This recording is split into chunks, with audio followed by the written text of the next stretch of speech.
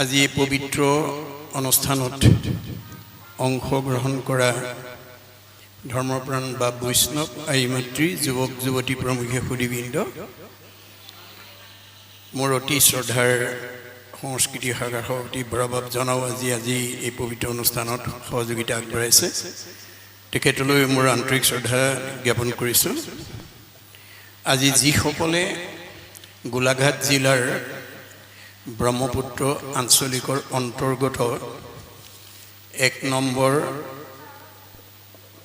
খকন্দগুৰি পৰমানন্দ প্ৰাথমিকৰ আতিথ্যত এই বেদান্তৰ সাৰ ভাগৱত শাস্ত্ৰ পাঠ আৰু ব্যাখ্যা অনুষ্ঠানটো অনুষ্ঠিত কৰি আমাক সুদূৰ লখিমপুৰৰ পৰা আমন্ত্ৰণ কৰি আনি আপোনালোকৰ শ্ৰীচৰণ দৰ্শন কৰাৰ লগতে আজি ভাগৱতৰ ওপৰত আলোচনা কৰাৰ যি সুযোগ প্ৰদান কৰিছে, তাৰ বাবে উদ্যোক্তাসকলৰ প্ৰমুখ্যে এই প্ৰাথমিক শাখাৰ সকলো বাপ বৈষ্ণৱলৈকে মোৰ আন্তৰিক শ্ৰদ্ধা আৰু সেৱা নিবেদিছোঁ।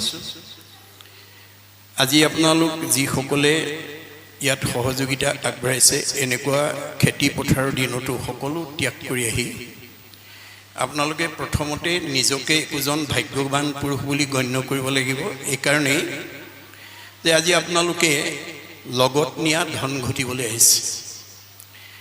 আজি ইয়ালৈ নাহি কোনোবা ব্যৱসায়ীয়ে বহুত ধন ব্যৱসায়ত লাভ কৰিব পাৰিব, নতুন গাড়ী কিনিব পাৰিব, নতুন ঘৰ বনাব পাৰিব, সম্পত্তি ল'ব পাৰিব, কিন্তু সেইবোৰ লগত নিব নোৱাৰে।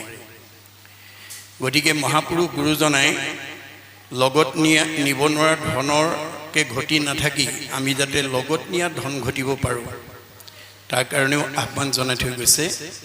পৰকালো ধন মাধৱৰ নাম, তাকো লোৱা গলে বান্ধি ঐত্য এটিক্ষণে এৰা আলজাল পাছে মৰি বাঁহ কান্দি।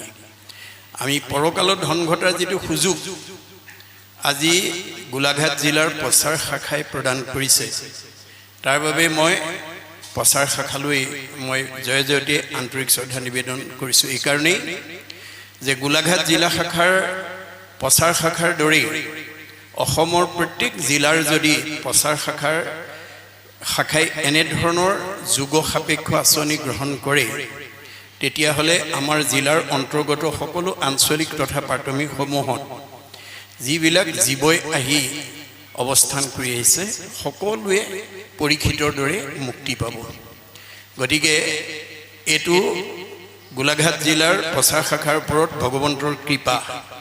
ভাগৱতত কৈছে, শতকোটি জন্মান্তৰে হুৱে মহাবাগ, নৰসৰি ৰকজীৱে তেৱে পাৱে লাগ, তাতো যেবে মূৰদায় ভৈল যাক প্ৰতি, সেহিহে কৰিব পাৰে আমাত ভকতি। ঈশ্বৰৰ ভক্তিপথ প্ৰদান কৰাটো পৰম কৃপা লাগিব। আজি গোলাঘাট জিলা শাখাৰ ওপৰত ঈশ্বৰৰ কৃপা পৰিছে বুলি আমি ভাবিব লাগিব। বহুত জিলা শাখাৰ প্ৰচাৰ শাখা আছে, কিন্তু এনেকুৱা যুগ সাপেক্ষ আঁচনি গ্ৰহণ কৰা পৰিলক্ষিত নহয়। কিয়নো ধন টকা পইচা বিদ্যা থাকিলেও এনেকুৱা পবিত্ৰ কাম কৰিব নোৱাৰিবও পাৰে, যেতিয়ালৈকে ঈশ্বৰৰ কৃপা নপৰে আৰু আমাৰ ভবা নহয়। আমাৰ ভগৱন্ত সকলোৰ হৃদয়তে আছে। সমস্ত ভূতৰে মই আছোঁ হৃদয়ত। কি কাৰণে আছোঁ? যা দৃশ্যি ভাৱনা জৈস্য সিদ্ধি ভৱতি তাদৃশী। যোনে যেনেকৈ ভাবে তেওঁৰ মনৰ ভাৱনা তেনেকৈয়ে পূৰণ কৰিবৰ কাৰণে মই হৃদয়তে আছোঁ। নৱদম্পতীসকলে ল'ৰা বিচাৰিলে ল'ৰা দিব, ছোৱালী বিচাৰিলে ছোৱালী দিব। ভগৱানৰ পৰা যি বিচাৰে তাকেই পাব। ভগৱান আমাৰ হৃদয়ত কল্পতৰু বৃক্ষৰূপে আছে। বেদৰ মতে প্ৰধানকৈ কল্পতৰু বৃক্ষ 3 জোপা। স্বৰ্গৰ কল্পতৰু পাৰিজাত, মৰ্ত্যৰ কল্পতৰু ভকত আৰু বৈকুণ্ঠৰ কল্পতৰু ভাগৱত বা ভগৱান। ভগৱান কল্পতৰু বৃক্ষৰূপে আমাৰ হৃদয়তে আছে। কল্পতৰু বৃক্ষৰ বৈশিষ্ট্য কি? যি বিচাৰে তাকে দিব পৰা শক্তি যিজোপা গছৰ আছে, সেইজোপাই হৈছে কল্পতৰু বৃক্ষ। কিন্তু আমাৰ শাস্ত্ৰত কৈছে, কল্পতৰু বৃক্ষ যদি সবাতো সমান, মাগন্তা জনক মাত্ৰ দেই ফলদান। কল্পতৰু বৃক্ষই সকলো দিব পৰা যদিও অধিকাৰ বা সামৰ্থ্য আছে, নিবিচৰাজনক নিদিয়ে। মই প্ৰত্যেক জিলা শাখাৰ প্ৰচাৰ শাখাই যাতে আমাৰ উঠি অহা প্ৰজন্ম সমাজ পৰিৱেশ আধ্যাত্মিক আৰু নৈতিক দিশেৰে আগুৱাই নি ইয়াতে যাতে বৈকুণ্ঠৰ সুখ স্বৰ্গৰ ভোগ প্ৰস্তুত কৰিব পাৰে তাৰ কাৰণে প্ৰত্যেক জিলা শাখাৰ প্ৰচাৰ শাখালৈ মই গোলাঘাট জিলা শাখাৰ দৰে কৰ্ম আঁচনি ল'বৰ কাৰণে এই আপাহতে আহ্বান জনাই মই মূল বিষয়বস্তুলৈ যাব খুজিছোঁ এতিয়া মহাপুৰুষ শংকৰদেৱে ব্যাসকৃত দেৱভাষা সংস্কৃতৰ পৰা মাতৃভাষা অসমীয়ালৈ প্ৰাঞ্জল ভাষাৰে সকলোৱে বুজি পোৱাকৈ দ্বিতীয় স্কন্ধ ভাগৱত তৰ্জমা কৰি প্ৰাৰম্ভণিতে মংগলাচৰণ এই শব্দটোৰে তলৰ পদ কেইফাঁকিৰ যোগেদি আমাক কি ক'ব বিচাৰিছে ইয়াৰ পৰা আমি জানিবলগীয়া বুজিবলগীয়া শিকিবলগীয়া আৰু আমাৰ উঠি অহা প্ৰজন্মক জনাবলগীয়া বুজাবলগীয়া শিকাবলগীয়া কি দিশ অন্তৰ্নিহিত হৈ আছে মই তাৰ ওপৰত আলোচনা কৰিম কাৰণ ভাগৱত শাস্ত্ৰই কেৱল জীৱনশৈলীৰ কথা কৈ আছে মনত ৰাখিব যে আমি জীৱশ্ৰেষ্ঠ মানুহ হিচাপে কেনে নীতি আদৰ্শৰে আমি আগবাঢ়ি গ'লে জীয়াই থাকোঁতে শান্তি আৰু মৰিলে সদ্গতি পাব পাৰোঁ তাৰ কেৱল পদ্ধতিৰ কথা কৈ আছে গতিকে এই পদ্ধতিখিনি কওঁতে মহাপুৰুষ গুৰুজনাই কাহিনী উপকাহিনী আখ্যান উপাখ্যানৰ মাজেদি কৈছে এতিয়া মংগলাচৰণ শব্দটোৰ দ্বাৰা এই তলৰ পদেদি আমাক কি ক'ব বিচাৰিছে মই তাৰ ওপৰত আলোচনা কৰিম আলোচনা প্ৰসংগত যদি আপোনালোকৰ কাৰোবাৰ কিবা সংশয় থাকে পাঠ ভিত্তিত প্ৰশ্ন কৰিব আজি আপোনালোকে যিটো পাঠ বা যিটো অধ্যায় আলোচনা কৰিবলৈ আমাক আগবঢ়াইছে সেই অধ্যায়টোৰ ওপৰত আপোনালোকে যিকোনো প্ৰশ্ন কৰি মনৰ সংশয় দূৰ কৰিব প্ৰশ্নখিনি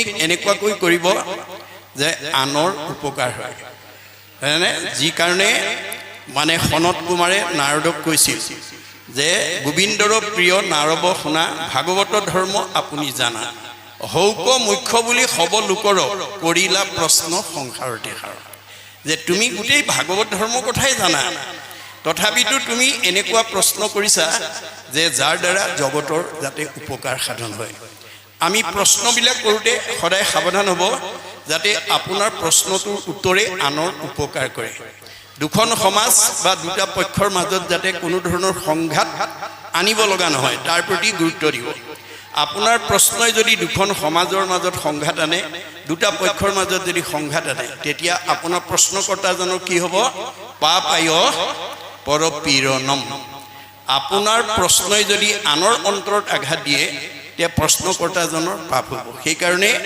প্ৰশ্ন কৰোঁতেও সাৱধান হ'ব যাতে আপোনাৰ প্ৰশ্নৰে আনৰ উপকাৰ সাধন কৰে তাৰ কাৰণে আহ্বান জনাই মই মূল বিষয়বস্তুলৈ যাব ওলাইছোঁ মহাপুৰুষ শংকৰদেৱে এই মংগলাচৰণৰ জৰিয়তে আমাক কি শিক্ষা দিব বিচাৰিছে যে আমি পাৰিবাৰিক জীৱন দাম্পত্য জীৱন যুগ্ম জীৱন সাংসাৰিক জীৱন ব্যক্তিগত জীৱন সামাজিক জীৱনত আমি প্ৰত্যেক দিনে পুৱা শুই উঠাৰ পৰা গধূলা হোৱালৈকে জন্মৰ পৰা মৃত্যুলৈকে আমি ক'ৰবালৈ যাত্ৰা কৰি যাওঁ বা কিবা নহয় কিবা এটা কাম আমি কৰোঁ যাত্ৰাৰ অন্তৰালত আমাৰ কি থাকে এটা লক্ষ্য বা উদ্দেশ্য থাকে কৰ্মৰ অন্তৰালত কি থাকে এটা কামনা বা বাসনা থাকে কামনা বাসনা নোহোৱা কোনো কৰ্ম যেনেকৈ কোনেও নকৰে লক্ষ্য আৰু উদ্দেশ্য নথকা কোন ঠাইলৈ যেনেকৈ কোনেও যাত্ৰা নকৰে গতিকে এই লক্ষ্য আৰু উদ্দেশ্য আৰু কৰ্মবিলাকৰ আমাৰ যি কামনা আৰু বাসনা কোনে পূৰণ কৰিব এতিয়া এই আমাৰ যাত্ৰাৰ লক্ষ্য আৰু উদ্দেশ্য মনৰ কামনা পূৰণ কৰিব পৰা শক্তি কেৱল ভগৱানৰ বাদে আনৰ নাই তেওঁ পূৰ্ণ কাম আমি অকাম তেওঁ স্বতন্ত্ৰ আমি পৰতন্ত্ৰ আপুনি বহুত দিনলৈ প্ৰায় ক'ৰবালৈ যাম বুলি ভাবি থাকিলেও নিৰ্দিষ্ট দিনা যাব নোৱাৰিবও পাৰে যদি ভগৱন্তই যাব নিদিয়ে আপুনি কৰা কৰ্মটোৰ ফল আপুনি নাপাবও পাৰে যদি ভগৱন্তই আপোনাৰ মনৰ কাম পূৰণ নকৰে গতিকে তেওঁ পূৰ্ণ কাম আমি অকাম তেওঁ স্বতন্ত্ৰ আমি পৰতন্ত্ৰ এই কথা জানি আমি যাত্ৰাৰ প্ৰাৰম্ভণিতে যিকোনো কৰ্মৰ শুভাৰম্ভৰ প্ৰাৰম্ভণিতে আমি যাতে ঈশ্বৰত অৰ্পণ কৰি ঈশ্বৰক চিন্তা কৰি যাতে কৰ্ম আৰম্ভ কৰিব পাৰোঁ তাৰ প্ৰতি আমি প্ৰথম গুৰুত্ব দিব লাগিব আমি জ্যেষ্ঠসকলে কনিষ্ঠসকলৰ প্ৰতি চকু দিব লাগিব ক'ৰবালৈ যাবলৈ ওলাওঁতে মাজনী তুমি স্কুললৈ যোৱা তুমি বিদ্যালয়লৈ যোৱা তুমি মহাবিদ্যালয়লৈ যোৱা কোনো ফুৰিবলৈ যোৱা যাত্ৰাৰ কালত কৃষ্ণ বুলি কৈ যাবা ভগৱন্তৰ এটা নাম উচ্চাৰণ কৰি যাতে আমি যাত্ৰা কৰিব পাৰোঁ কাৰণ ভগৱন্তৰ নাম উচ্চাৰণ কৰাৰ লগে লগে ভগৱন্ত তেওঁৰ পিছত যায় বুলি ভাগৱতে কৈছে যিটো জনে যাই নাম উচৰি তাৰ পাছে পাছে ভ্ৰমন্ত হৰি বৎসক স্নেহ যেন ধেনু ধাৱে ভজিও জানি হেন হৰি পাৱে গাইজনীয়ে পোৱালিটো যেনেকৈ মুখৰ আগত ৰক্ষণাবেক্ষণ দি লৈ যায় শত্ৰুৱে আক্ৰমণ কৰিব নোৱাৰাকৈ যাত্ৰা কালত কৃষ্ণ নাম উচ্চাৰণ কৰি যোৱা জীৱটোকো ভগৱানে তেনেকৈ ৰক্ষণাবেক্ষণ দিয়ে বুলি ভাগৱতত উল্লেখ আছে একচিত্ত মনে যিটো মহাজনে ফুৰে গুণ নাম স্মৰি তাক ৰক্ষা কৰি ফুৰয় সদায় হাতে কৌমদকী ধৰি কৌমদকী মানে গদা গদা মানে হৈছে নাম শংখ চক্ৰ গদা পদ্ম গুৰুদেউ নাম ভকত গদা হৈছে নামৰ প্ৰতীক গতিকে নামে ৰক্ষা নকৰিলে আমাক কোনে ৰক্ষা কৰিব নামে নাতাৰিলে জীৱ আৰু কোনে তাৰে এই কথাৰ প্ৰতি প্ৰথম গুৰুত্ব দিব লাগিব দ্বিতীয়তে কৰ্মটো আমি ঈশ্বৰত অৰ্পণ কৰিব লাগিব যত ধৰ্ম কৰ্ম কৰা কৃষ্ণত অৰ্পণ তেবে অপ্ৰয়াসে সিজিবে প্ৰয়োজন আমাৰ মনৰ কামনা ভগৱন্তৰ বাদে আনে পূৰণ কৰিব নোৱাৰে সেইকাৰণে কৰ্মটো আপুনি ঈশ্বৰত অৰ্পণ কৰি কৰিব লাগিব মই কৰিছোঁ বুলি ভাবি কৰিব নালাগিব সমস্ত কৰ্মক মই কৰোঁ বুলি মানে অহংকাৰ বুলি তাকো জানিবা আপুনি মই কৰিছোঁ বুলি ভাবি যদি কৰ্মটো কৰে তাত অহংকাৰ সোমাই থাকে অহংকাৰ সোমাই থাকিলে ভগৱন্তই তেওঁক ভাল নাপায় ভকতৰ সৰ্বদোষ সহিবাক পাৰোঁ দম্ভ দৰ্প অহংকাৰ সহিতে নপাৰোঁ গতিকে আমি কোনো কাম যাতে অহংকাৰ পূৰ্বকভাৱে আমি যাতে কৰিব লগা নহয় কেনেকৈ কৰিব লাগিব যতে সুকীৰ্তি কৃষ্ণত অৰ্পিব লয়া উপদেশ মাধৱক ভজিব ধুনীয়া পকা ঘৰ বনাইছে ঈশ্বৰৰ কৃপা দামী গাড়ী কিনিছে ঈশ্বৰৰ কৃপা সুন্দৰী ভাৰ্যা সুন্দৰ স্বামী সুন্দৰ পুত্ৰ ঈশ্বৰৰ অৱদান এই বুলি ভাবিব লাগিব এতিয়া আমাৰ ভাগৱতৰ দৰ্শন নজনাৰ কাৰণে আমাৰ বহুতে পকা ইমান ধুনীয়া ঘৰ মই বনাইছে ইমান দামী গাড়ী মই কিনিছোঁ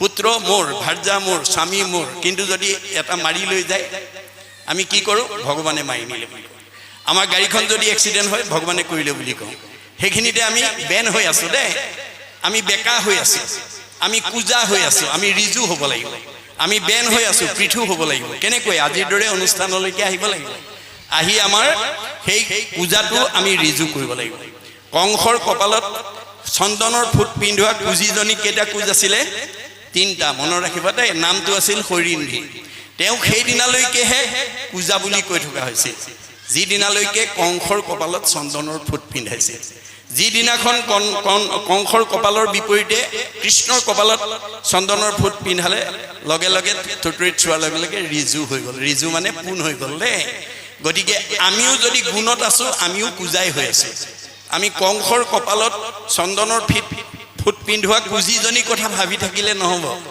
ভাগৱত শুনি নিজকে সুধিব লাগিব ময়ো পূজা হৈয়ে আছোঁ নেকি বাৰু অৰ্থাৎ মই তিনিটা গুণত আছোঁ নেকি যদি মই গুণত আছোঁ ময়ো পূজাই হৈ আছোঁ মই যদি লগত নিব নোৱাৰা ধন সম্পত্তি ঐশ্বৰ্য পদমৰ্যাদা এইবিলাকত যদি মই প্ৰাধান্য দি আছোঁ যিবোৰ বস্তু মই লগত নিব নোৱাৰোঁ লগত নিব নোৱাৰা বস্তুৰ প্ৰতি যদি মই মানে অভিমান কৰি আছোঁ তেতিয়া হয় ময়ো গুণত কংসই হৈ আছোঁ মনত ৰাখিব কথা আমাৰ ভাগৱতে কৈছে নেৰিবেক ধনে ধানে মানে আশকতি নাপাইবে উদ্ধাৰ সখী যাইবে অধুগতি লগত নিব নোৱাৰা ধন সম্পত্তি পদমৰ্যাদাক লৈ যাতে আমি কোনো কাৰণতেই অভিমান কৰিব লগা নহয় কৰিব পাৰিব কিন্তু আপোনাৰ জীৱ অধুগতি যাব গতিকে এই তথ্য আমাক দিছে মহাপুৰুষ গুৰুজনাই সেইকাৰণে দ্বিতীয় স্কন্ধ ভাগৱত অসমীয়ালৈ তৰ্জমা কৰাৰ প্ৰাৰম্ভণিতে তেওঁ মংগলাচৰণ নামাকৰণৰ সৈতে ভগৱন্তত তেওঁ কি কৰিছে আত্মসম্বৰণ কৰিছে জয়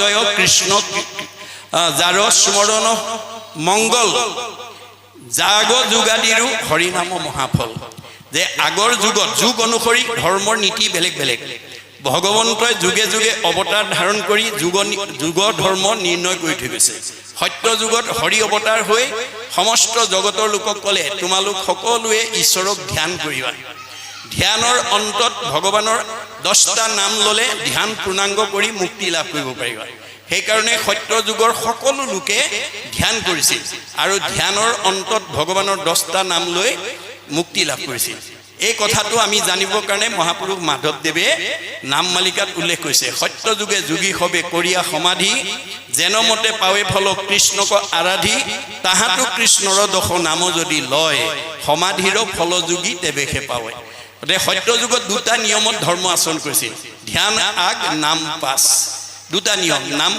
সনাতন ৰূপে ৰাখিছে দেই গতিকে সত্য যুগৰ মূল ধৰ্ম হৈছে ধ্যান ত্ৰেতা যুগত ৰাম অৱতাৰ হৈ গৈছিল হে জীৱশ্ৰেষ্ঠ মানুহ তোমালোকে ঈশ্বৰক পূজা কৰি যজ্ঞ কৰিবা বহুত নিয়ম নীতিৰ মাজেদি যজ্ঞ কৰিবা যজ্ঞৰ অন্তত ভগৱানৰ ৮টা নাম ললে যজ্ঞ পূৰ্ণাংগ কৰি তোমালোকে মুক্তি লাভ কৰিব পাৰিবা সেইকাৰণে ত্ৰেতা যুগৰ সকলো মানুহে যজ্ঞ কৰিছিল আৰু সেই যজ্ঞৰ অন্তত ভগৱানৰ ৮টা নাম লৈ মুক্তি লাভ কৰিছিল সেইকাৰণে মহাপুৰুষ মাধৱদেৱে নাম মালিকাত কৈছে নিয়মে সংযমে চিত্ত সাৱধান কৰি ত্ৰেতা যুগে নানাভাৱে যজ্ঞ যজি হৰি মাধৱৰ অষ্টগোটা নামক উচ্চৰে তেবেশে যজ্ঞৰ ফল পাৱে জানা নৰে দুটা নিয়ম দে যজ্ঞ আগ নাম পাছ আৰু সত্য যুগত ধ্যান আগ নাম পাছ দাপৰ যুগত কৃষ্ণ অৱতাৰ হৈ জগতৰ লোকক ক'লে হে জগতৰ জীৱশ্ৰেষ্ঠ লোক তোমালোকে বহুত তন্ত্ৰ মন্ত্ৰে ঈশ্বৰক পূজা কৰিবা আৰু পূজাৰ অন্তত ভগৱানৰ 12টা নাম ললে পূজা পূৰ্ণাংগ কৰি মুক্তি লাভ কৰিব পাৰিবা গতিকে সেই কাৰণে দাপৰ যুগৰ সকলো মানুহে পূজা কৰিছিল আৰু মাধৱদেৱে আমি জানিবৰ কাৰণে নাম মালিকাত সেই কথা উল্লেখ কৰি থৈ গৈছে নানা তন্ত্ৰে মন্ত্ৰে পূজা কৰে দাপৰত হৰিৰ দ্বাদশ নাম জপয় সতত নাম কীৰ্তনে সে সাংগ কৰে পূজা তেবে সে পূজাৰ ফল পাৱে জানা তাক গতিকে দাপৰ যুগৰ সকলো মানুহে পূজা কৰিছিল কিন্তু পূজাৰ অন্তত ভগৱানৰ 12টা নাম ললেহে পূজাটো পূৰ্ণাংগ কৰি মুক্তি লাভ কৰিব পাৰিছিল এই তিনিটা যুগত দুটা নিয়মে ধৰ্ম আচৰণ কৰিছিল সত্য যুগত ধ্যান আগ নাম পাছ ত্ৰেতা যুগত যজ্ঞ আগ নাম পাছ আৰু দাপৰ যুগত পূজা আগ নাম পাছ নামক সনাতন ৰূপে লৈছে আৰু কলি যুগত সেই কৃষ্ণই ত্ৰিভুৱন বন্দন দেৱকী নন্দন জুহৰি মাৰল কংস জগজন তাৰণ দেৱ নাৰায়ণ শংকৰ তাকেৰি অংশ কৃষ্ণই শংকৰ ৰূপে আহি জগতবাসী ক'লে হে জীৱশ্ৰেষ্ঠ মানুহ তোমালোকে কলি যুগত কেৱল নাম ললে হ'ব কিয়নো বাকী ধৰ্মবিলাক সব কৃষ্ণৰ লগত গুচি গ'ল আন ধৰ্ম কৃষ্ণৰ লগতে গুচি গৈলা এক স্থান হুয়া হৰি নাম মাত্ৰ ৰৈলা এতেকেহে নামত সমস্ত পুণ্য পায় জানিয়া যতনে ফুৰা হৰি গুণ গায় নামে তপ নামে জপ নামে যুগ ধ্যান নামে দান নামে পুণ্য কোটি তীৰ্থ স্নান নামে ধন জন বন্ধু নামে পিতা মাতা নামে নিজ সুহৃদ নামেহে গতি দাতা ইহ পৰলোকে নাম বিনে গতি নাই চাৰিও বেদৰ ইহে মুখ্য অভিপ্ৰায় চাৰি বেদে এই সত্যটো নিৰূপণ কৰিছে আৰু সৃষ্টিকৰ্তা ব্ৰহ্মাই চাৰিখন বেদ আনি তিনিবাৰ প্ৰমাণ কৰি জগতবাসীলৈ এই নীতি থৈ গৈছে চাৰিও বেদক ব্ৰহ্মাই আনি বিচাৰিলা 3 প্ৰমাণী এহি মানে মাত্ৰ কৰিলা সাৰ হৰি কীৰ্তনেহে তৰে সংসাৰ কলি যুগৰ মানুহে ঈশ্বৰৰ নাম বিনে তৰিবলৈ উপায় নাই সেইকাৰণে কৈছে যত ফলং সৰ্বতীৰ্থেষু সৰ্বযজ্ঞেষু কীৰ্তিতাম তৎ ফলম কৌটি গুণম পুণ্যম ৰাম নাম এবলৈ ঘটে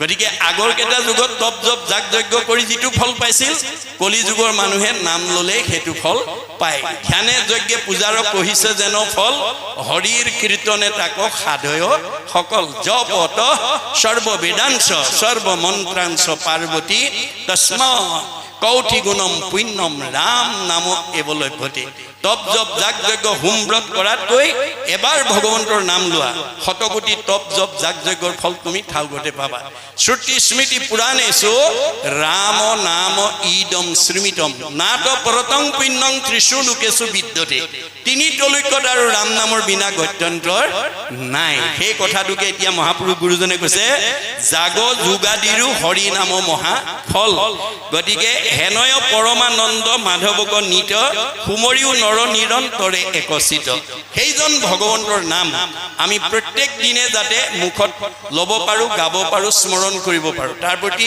আহ্বান জনাইছে আমাৰ ভগৱন্তৰ সৃষ্টি চাৰিমুঠি জীৱৰ ভিতৰত ঈশ্বৰৰ নাম গাব পৰা ক'ব পৰা শুনিব পৰা গুণ মানুহৰ বাদে আনৰ নাই গীতাত কৈছে অসংখ্যাত জীৱ আছে সংসাৰৰ ভিতৰে মনুষ্যকে ভজে আনে ভজিতে নপাৰে গতিকে ভগৱন্তৰ সৃষ্টি চাৰিমুঠি জীৱৰ ভিতৰত ঈশ্বৰক ভজিব পৰা শক্তি মানুহৰ বাদে আনৰ নাই গতিকে সেইকাৰণে বেদৰ মতে ভগৱানৰ সৃষ্টি চাৰিমুঠি জীৱৰ লগত চাৰিটা বিষয়ত আমাৰ পাৰ্থক্য নাই কোন কেইটাত নাই আহাৰ নিদ্ৰা ভয় মৈথুনস্য সামান্যম এতৎ পশুৰভি নৰানাম আহাৰ নিদ্ৰা ভয় মৈথুন আমাৰো আছে, ইতৰ প্ৰাণীৰো আছে। আমিও আহাৰ খাওঁ, গৰু ছাগলীও খায়।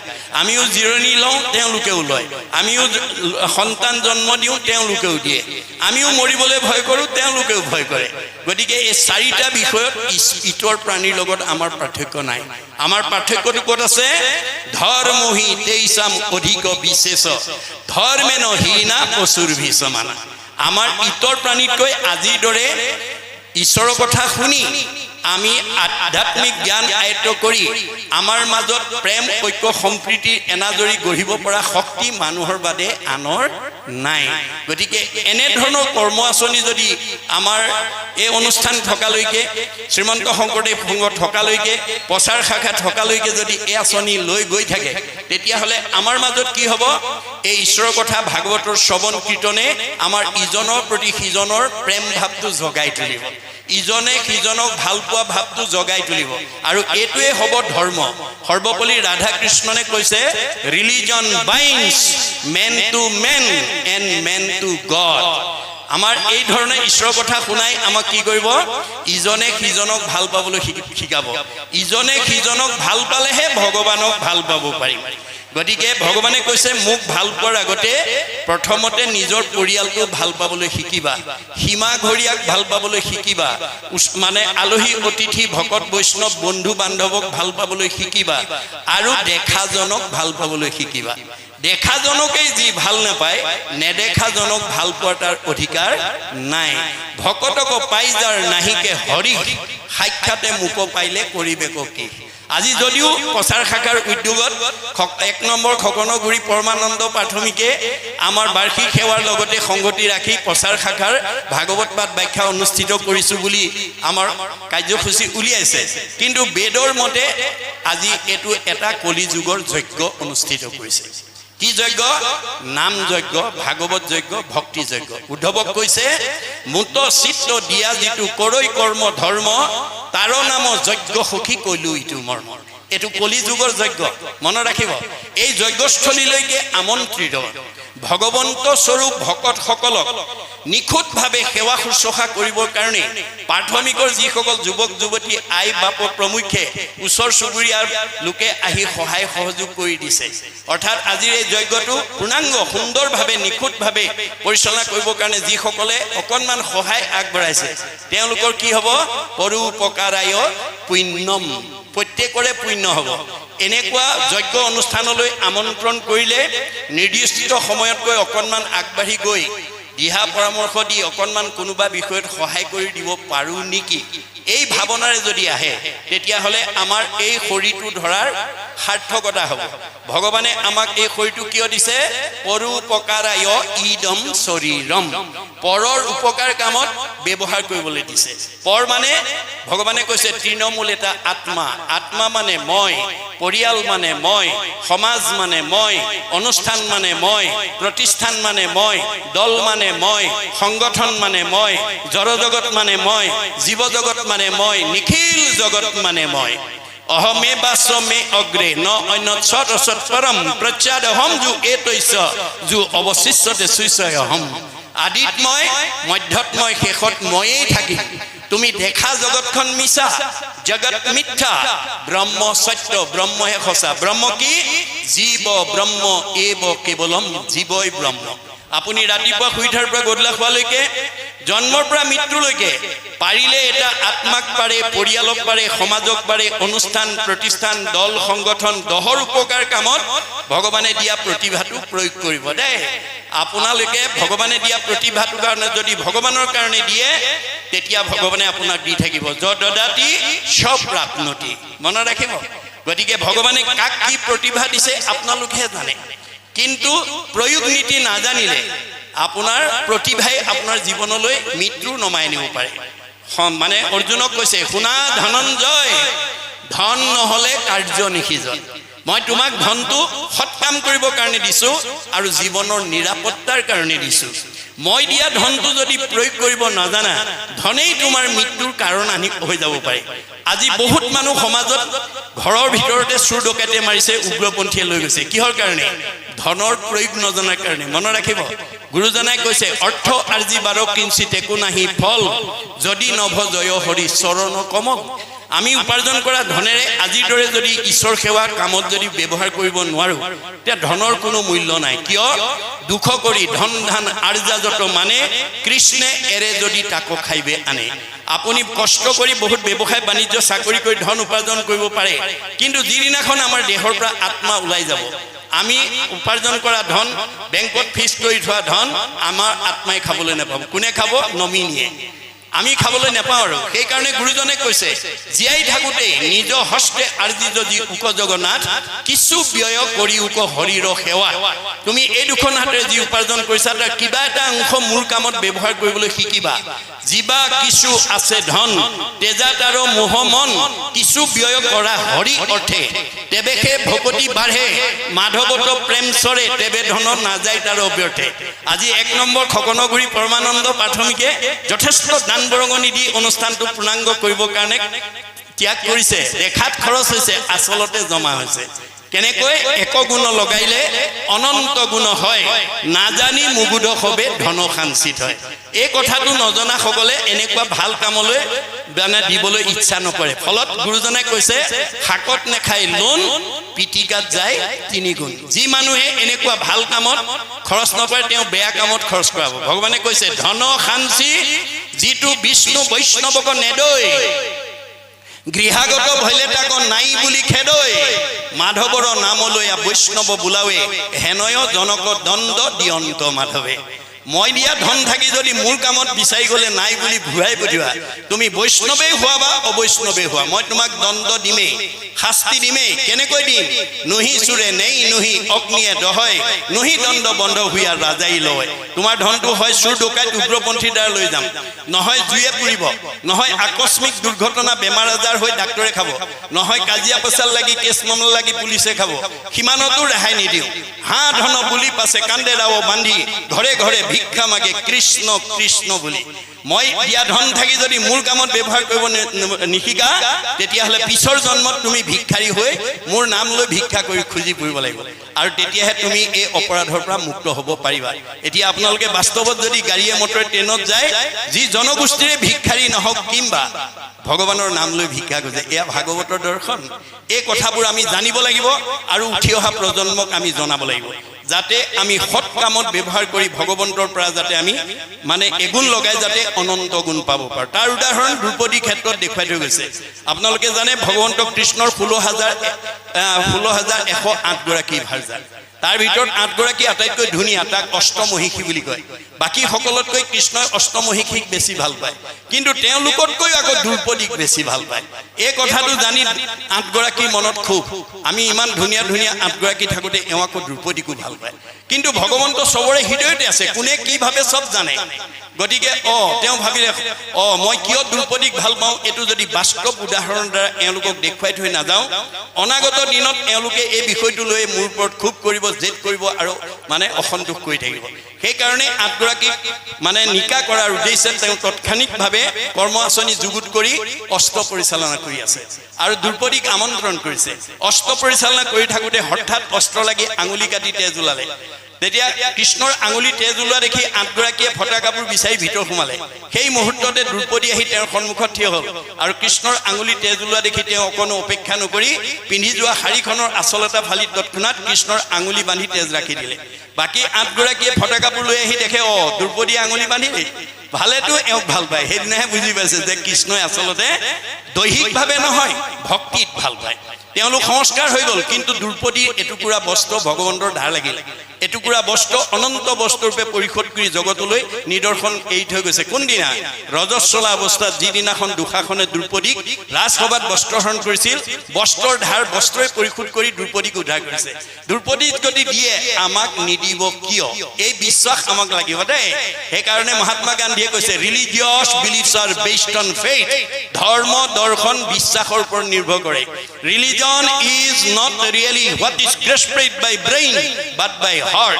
ধৰ্ম দৰ্শন মগজে ঢুকি পোৱা বস্তু নহয়, কাৰোবাক দেখুৱাই দিয়া বস্তু নহয়, ই অন্তৰৰ উপলব্ধিৰ বস্তু।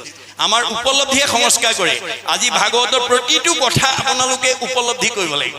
উপলব্ধিয়ে সংস্কাৰ কৰে। যদি উপলব্ধি নকৰাকৈ ভাগৱত 10 বাৰো পঢ়ি থাকে তেতিয়াও আপোনাৰ কোনো সংস্কাৰ নহ'ব।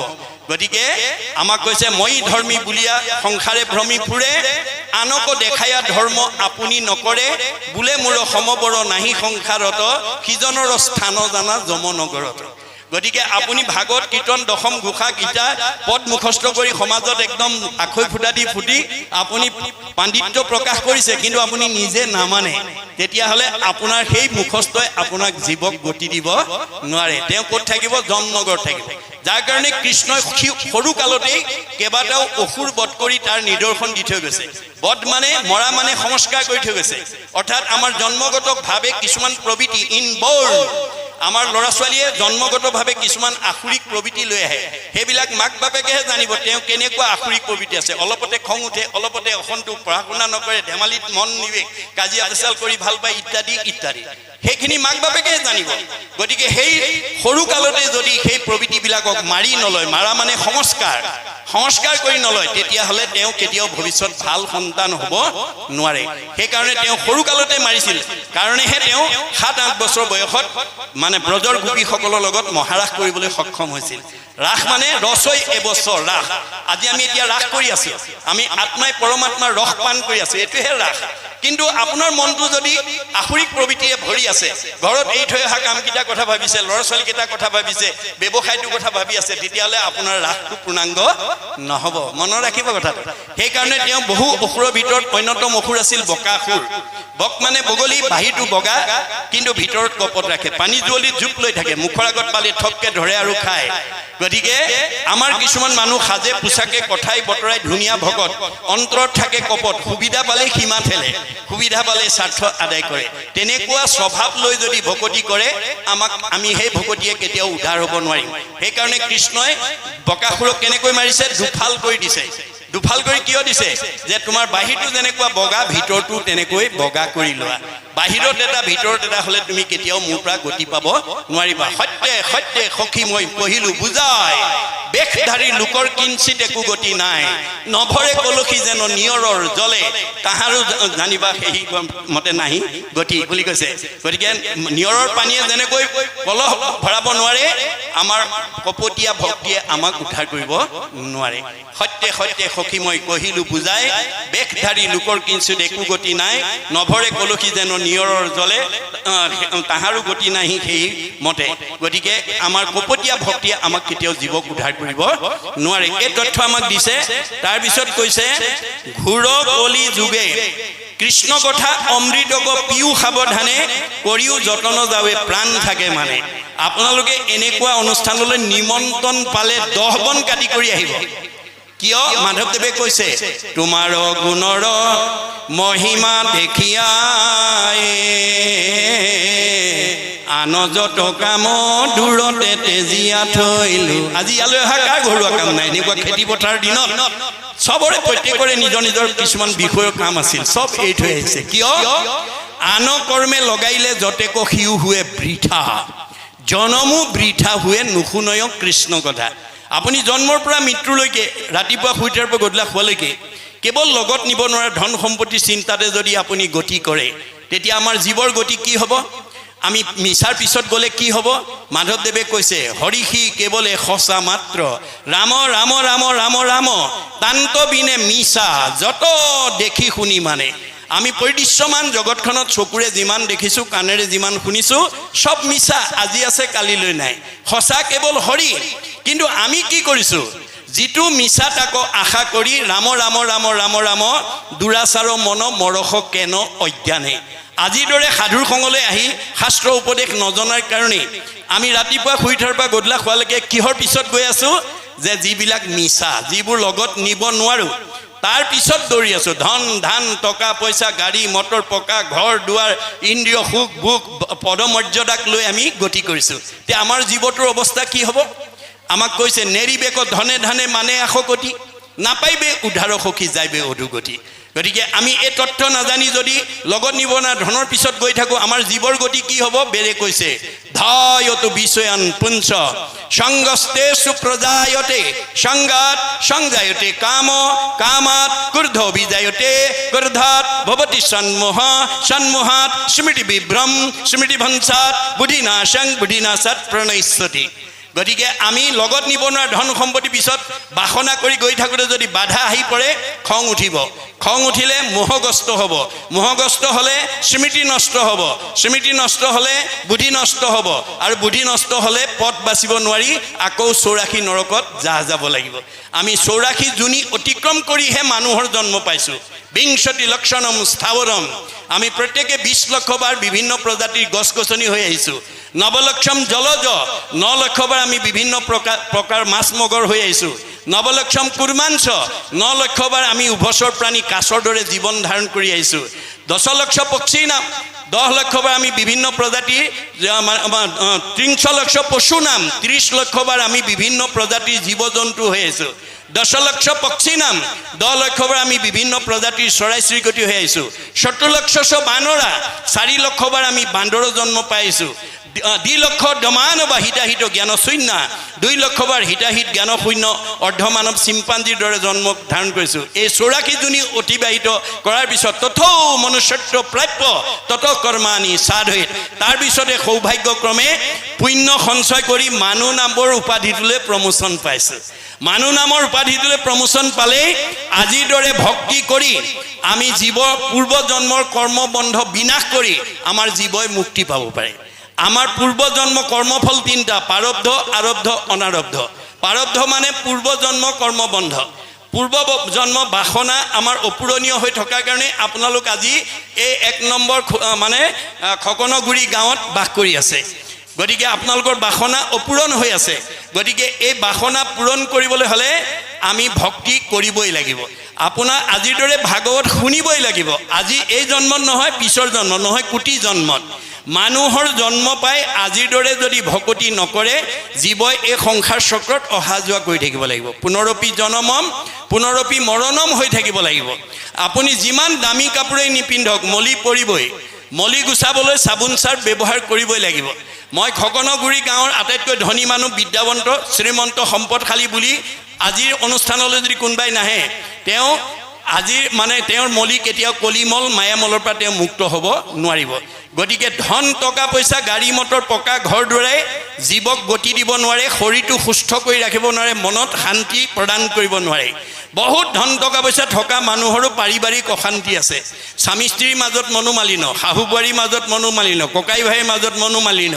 সীমা ঘৰীয়া মাজত মনোমালিন্য আমি কি বুজিব লাগিব যে পাৰ্থিৱ ধন টকা পইচা গাড়ী মটৰে আমাক প্ৰকৃত শান্তি দিব নোৱাৰে সেইকাৰণে ভাগৱতত কৈছে সুমংগলেই অমংগল জানা কৃষ্ণ বিনে কৃষ্ণ নাম নোলোৱা পৰ্যন্ত কৃষ্ণ সংস্কৃতি অৱলম্বন নকৰা পৰ্যন্ত আমাৰ জীৱশ্ৰেষ্ঠ মানুহ কেতিয়াও সংস্কাৰ হ'ব নোৱাৰে পাৰ্থিৱ ধন টকা পইচা গাড়ী মটৰ পকা ঘৰ দুৱাৰে আপোনাৰ শৰীৰটো বেমাৰ নোহোৱাকৈ সুস্থ কৰি ৰাখিব নোৱাৰে যেতিয়ালৈকে ভাগৱতৰ কথা শুনি 8 প্ৰকাৰ সদাচাৰ আপুনি আহৰণ নকৰিব তেতিয়ালৈকে আপুনি শৰীৰটো সুস্থ কৰি ৰাখিব নোৱাৰিবা মনটো আনন্দত ৰাখিব নোৱাৰিব অৰ্থাৎ পাৰ্থিৱ বিনাশী ধন টকা পইচা গাড়ী মটৰ পকা ঘৰ দুৱাৰে আমাক মনত স্থায়ী শান্তি দিব নোৱাৰে জীৱক কৰ্মবন্ধ মুক্ত কৰি মুক্তি দিব নোৱাৰে সেইকাৰণে আমাৰ সকলো জীৱই এই পৃথিৱীত মানুহৰ জন্ম পাবৰ কাৰণে বাঞ্ছা কৰে বুলি বেদত উল্লেখ আছে কেনেকৈ পৰৰ উপকাৰৰ দ্বাৰা পৰোপকাৰে ফলন্তি বৃক্ষ গছবিলাকে ফল দি আছে নিজে নাখায় জীৱ জন্তুক খুৱাইছে মানুহক খুৱাইছে উপকাৰ সাধন কৰিছে কি লাগে মানুহৰ জন্ম লাগে পৰোপকাৰে দুগ্ধন্তি গাব গাইবিলাকে গাখীৰ দি আছে নিজে নাখায় আনক খুৱাই আছে কি লাগে মানুহৰ জন্ম লাগে পৰোপকাৰে বহন্তি নদ্যা নদীবিলাক বৈ আছে পৰৰ উপকাৰ সাধন কৰি কি লাগে মানুহৰ জন্ম লাগে প্ৰকৃতি জগতৰ সকলো জীৱই মানুহ জন্ম পাবৰ কাৰণে অহোৰাত্ৰ চেষ্টা কৰি আছে প্ৰকৃতি জগতৰ দূৰৰ কথা স্বৰ্গৰ দেৱতাসকলেও ব্ৰহ্মাকে প্ৰমুখ্য কৰি 33 কোটি দেৱতাই এই ধৰাধামত মানুহৰ জন্ম পাবৰ কাৰণে বাঞ্ছা কৰে বুলি বেদত উল্লেখ আছে কি বুলি অতোহি দেৱা ইচ্ছন্তি জন্ম ভাৰত ভূতলে এই ভাৰত ভূমিত যদি মানুহৰ জন্ম পায় আজিৰ দৰে ভক্তি কৰি জীৱই মুক্তি পাব পাৰে গতিকে স্বৰ্গত ভোগবাদ বস্তুবাদ আছে ভক্তিবাদ নাই সেইকাৰণে 33 কোটি দেৱতাই এই ধৰাধামত মানুহৰ জন্ম পাবৰ কাৰণে বাঞ্ছা কৰে। তদুপৰি আমাৰ পৃথিৱীৰ ভিতৰত ভাৰতবৰ্ষৰ 4 সীমাত মানুহৰ জন্ম পোৱা সকল 4 ধন্যৰ পাত্ৰ বুলি মহাপুৰুষে উল্লেখ কৰি থৈ গৈছে। ধন্য ধন্য কলিকাল, ধন্য নৰ তনুভাল, ধন্য ধন্য ভাৰত বৰিষে, ধন্য ধন্য ৰাম নাম। আমি 3টা ধন্য অতিক্ৰম কৰি আহিলোঁ। কলি যুগত ভাৰতবৰ্ষত নৰদেহা পালোঁ। এতিয়া আমি 4 নম্বৰ ধন্যটো কৰিব লাগে, ৰাম নাম ল'ব লাগে। মনত ৰাখিব কথাটো, ৰাম নাম ল'লেই আমাৰ জীৱই গতি পাব। গতিকে বহুতে প্ৰশ্ন কৰে যে ভাৰতবৰ্ষত জন্মগ্ৰহণ কৰা মানুহ যদি 4 ধন্য পাত্ৰ হয়, পৃথিৱীৰ প্ৰগতিশীল দেশবিলাকত জন্মগ্ৰহণ কৰা ৰাছিয়া, আমেৰিকা, জাপান, ইংলেণ্ড, চীনকে প্ৰমুখ্য কৰি যিবিলাক প্ৰগতিশীল দেশ আছে, সেই দেশবিলাকত জন্মগ্ৰহণ কৰা মানুহবিলাক দুৰ্ভগীয়া নেকি? শংকৰদেৱে তাৰ উত্তৰ দি থৈ গৈছে, আতবিনে আনভূমি যতেক আশ্ৰয়, ভোগৰেখে দেশ বুলি জানিবা নিশ্চয়। পৃথিৱীত যিমানবিলাক প্ৰগতিশীল দেশ আছে চব ভোগবাদী আৰু বস্তুবাদী। ভক্তিবাদ কেৱল ভাৰতবৰ্ষত আছে। সকলো জীৱই ভাৰতবৰ্ষত মানুহৰ জন্ম নোপোৱা পৰ্যন্ত পুনৰপি জনমম পুনৰপি মৰণম হৈয়েই থাকিব লাগিব। ভোগবাদ বস্তুবাদে জীৱক সংস্কাৰ কৰিব নোৱাৰে।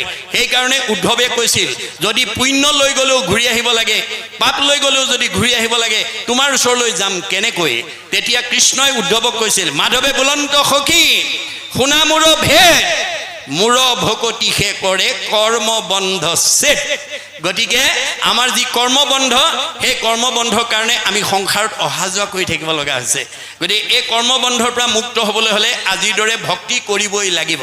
ভক্তি নকৰা জীৱই কৰ্মবন্ধৰ পৰা মুক্ত হ'ব নোৱাৰে। সেইকাৰণে একেটা সীমাতে দুঘৰ মানুহ বাস কৰি আছে, এঘৰ সুখত আছে, এঘৰ দুখত আছে। গাঁও একেখনতে আছে, কোনোবা শান্তিত, কোনোবা অশান্তিত। আমাৰ মতে 1 নম্বৰ খকনগুৰি গাঁৱত বাস কৰা একেটা 4 সীমাতে থকা গৃহস্থী একে পৰিৱেশত আছে, একে গাঁৱত আছে, একে আহাৰ পানী খাইছে, একে বায়ু সেৱন কৰিছে। আমাৰ মতে চব একেই হ'ব লাগিছিলে, কিন্তু বাস্তৱত একে হয়নে? নহয়। আনৰতো দূৰৰ কথা, সীমাঘৰীয়া মানুহ ঘৰৰ লগতে সীমাঘৰীয়া মানুহৰ বৈষম্যতা থাকে। আৰু ভাগৱতৰ এই দৰ্শন নজনাৰ কাৰণে আমাৰ সীমাঘৰীয়া মানুহে সীমাঘৰীয়া মানুহক উন্নতি হোৱা দেখিলে হিংসা কৰে। এখন গাঁৱৰ মানুহে এখন গাঁৱৰ মানুহক কোনো বিষয়ত আগবাঢ়ি গ'লে হিংসা কৰে। তেনেকুৱা স্বভাৱ যদি আছে, আজি আপোনালোকে ইয়াতে এৰিব।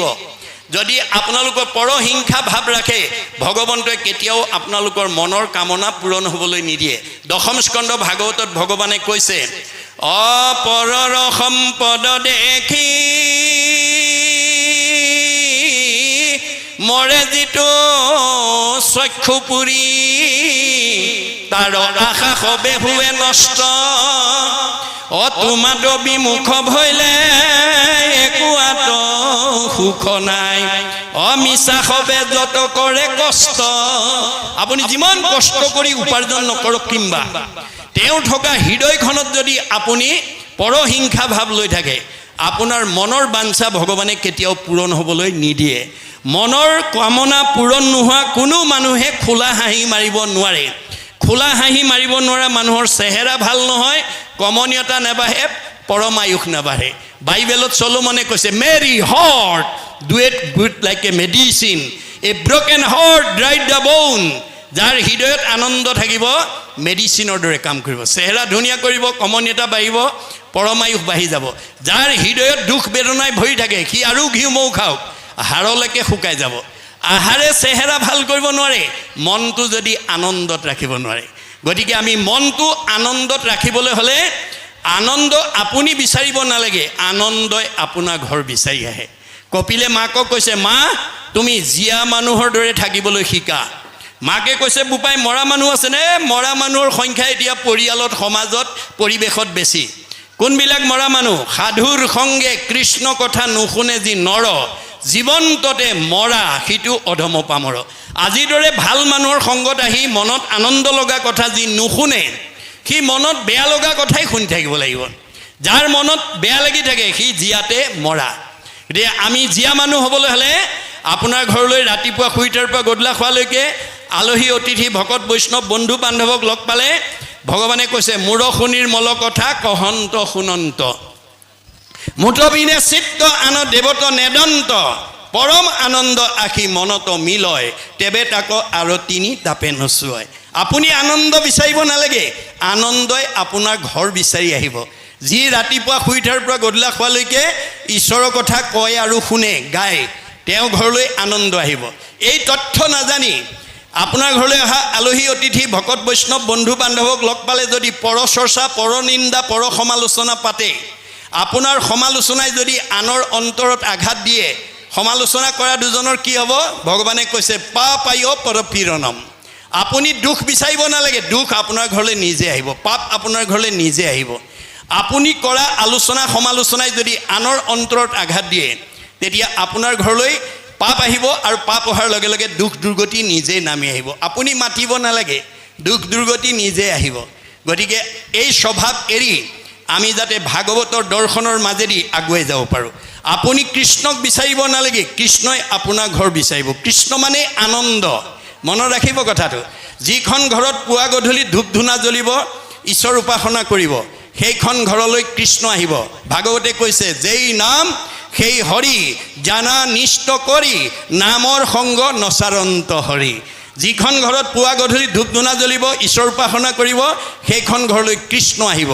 কৃষ্ণত অহা ঘৰখনৰ পৰিয়াল আনন্দত থাকিব, মিলা প্ৰীতিত থাকিব, মৰম চেনেহত থাকিব, একতাৰ দোলেৰে বান্ধ খাই থাকিব। আৰু যিখন ঘৰত আজি তাৰিখলৈকে সেই পৰিৱেশ নাই, তালৈ কোন আহিব?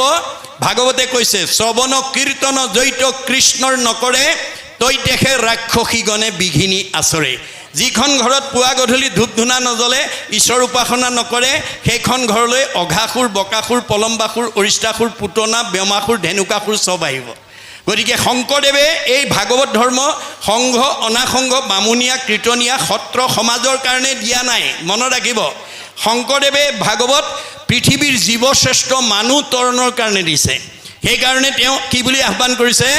উবা নৰলোক হৰি ভজিউক, ধৰা ইটো উপদেশ, এৰা আলজাল জীৱা কটকাল, জৰা ভৈল পৰৱেশ। পৃথিৱীৰ জীৱশ্ৰেষ্ঠ মানুহক ভগৱানক ভজিবৰ কাৰণে আহ্বান জনাইছে।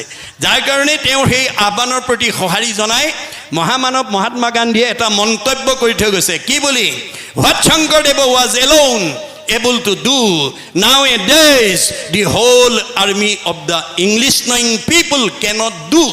বিশ্বত এতিয়ালৈকে যিমানবিলাক গুৰু আৱিৰ্ভাৱ হ'ল, শংকৰদেৱৰ সমান মানে সকলো মানৱ জাতিৰ কাৰণে অমূল্য অৱদান কোনো গুৰুৱে দিব পৰা নাই।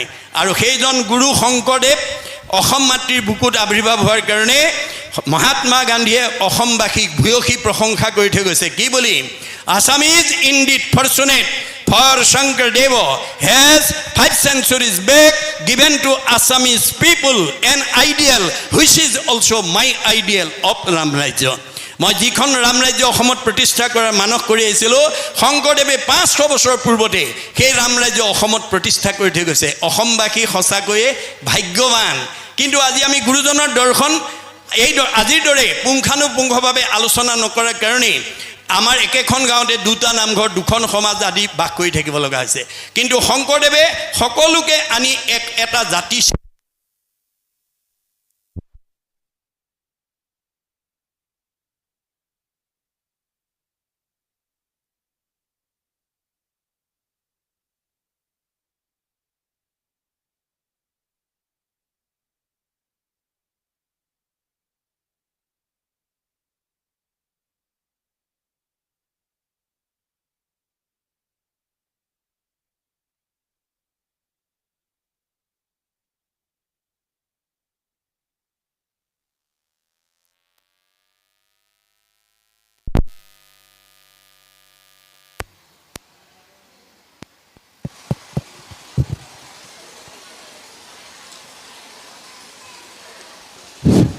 শংকৰদেৱে মানে বৰ্ণ বৈষম্যহীন এখন সমাজ প্ৰতিষ্ঠা কৰি থৈ গৈছিল। তেওঁ এজন দাৰ্শনিক পণ্ডিতো আছিল, যাৰ কাৰণে তেওঁ জানিছিল যে caste system is the model enemy of socialism. Socialism cannot come until the caste system is ended. যেতিয়ালৈকে জাতিভেদ প্ৰথা থাকিব তেতিয়ালৈকে সমাজ একতাৰ দোলেৰে বান্ধ খাব নোৱাৰিব আৰু সমাজ আগবাঢ়ি যাব নোৱাৰিব। গতিকে আমাৰ জাতিভেদ প্ৰথা নিৰ্মূল কৰিবৰ কাৰণে শংকৰদেৱে প্ৰথম পদক্ষেপ লৈছিল। আপোনালোকে জানে শংকৰদেৱৰ আবিৰ্ভাৱৰ আগত অসমক মানে অন্ধকাৰ যুগ বুলি কোৱা হৈছিল, যিটো সময়ত অসমৰ মানুহে ধৰ্মৰ নামত মানুহ অন্যান্য প্ৰাণী বলি দিয়া দূৰৰ কথা, মানুহ বলি দিবলৈও কুণ্ঠাবোধ কৰা নাছিল। তেনে এটা সময়তে শংকৰদেৱ অসম মাতৃৰ বুকুত আৱিৰ্ভাৱ হৈ অসমৰ চাৰিওফালে ঘূৰি চাই দেখিলে যে অসমত বিভিন্ন জাতি জনগোষ্ঠীৰ লোকে বসবাস কৰি আছে আৰু এই সকলোবিলাক ঈশ্বৰৰ অমৃতৰ সন্তান। এই আধ্যাত্মিক জ্ঞানটো, এই আত্মসম্পৰ্কীয় জ্ঞানটো মই যদি অসমবাসীক দি যাব নোৱাৰোঁ, অনাগত দিনত এওঁলোক কেতিয়াও একতাৰ দোলেৰে বান্ধ খাব নোৱাৰিব, সমন্বয়ৰ সেতু বান্ধিব নোৱাৰিব।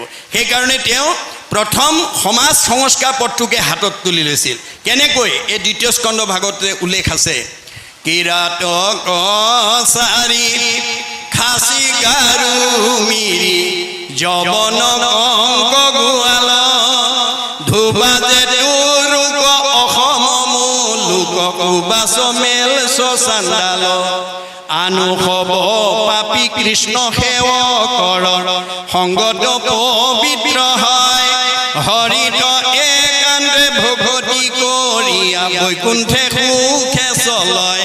আজি এই প্ৰচাৰ শাখাৰ জৰিয়তে অনুষ্ঠিত কৰা এই ভাগৱত অনুষ্ঠানলৈ এই অঞ্চলৰ সকলো জাতি জনগোষ্ঠীৰ মানুহ আহি শুনিব পাৰে, ইয়াত কোনো বাধা নাই। সেইকাৰণে তেওঁ সকলোকে যে এক ভগৱানৰ অংশ জীৱ এই কথাটো বুজাই দিবৰ কাৰণে সকলো জাতিৰ পৰা তেওঁ ভকতক সংস্কাৰ কৰি আনিছিল। কেনেকৈ? ভগৱন্তৰ হাজাৰটা নামৰ পৰা এটা এটা নাম দি সংস্কাৰ কৰি লৈ আহিছিল, আনি সমাজক পৰিচয় কৰাই দিছিল। কি বুলি? হেৰা সমাজৰ লোকসকল, মই আজি তোমালোকৰ মাজলৈ গাৰুৰ ভকত আনিছোঁ দেই।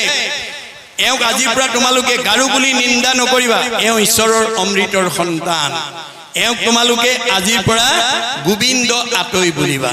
এয়া মই নগাৰ ভকত আনিছোঁ, এওঁক আজিৰ পৰা তোমালোকে নৰোত্তম আতৈ বুলিবা। এয়া মই যৱনৰ ভকত আনিছোঁ, এওঁক আজিৰ পৰা তোমালোকে জয় হৰি আতৈ বুলিবা। এয়া মই কাৰ্বিৰ ভকত আনিছোঁ, এওঁক আজিৰ পৰা তোমালোকে ভোলাই আতৈ বুলিবা।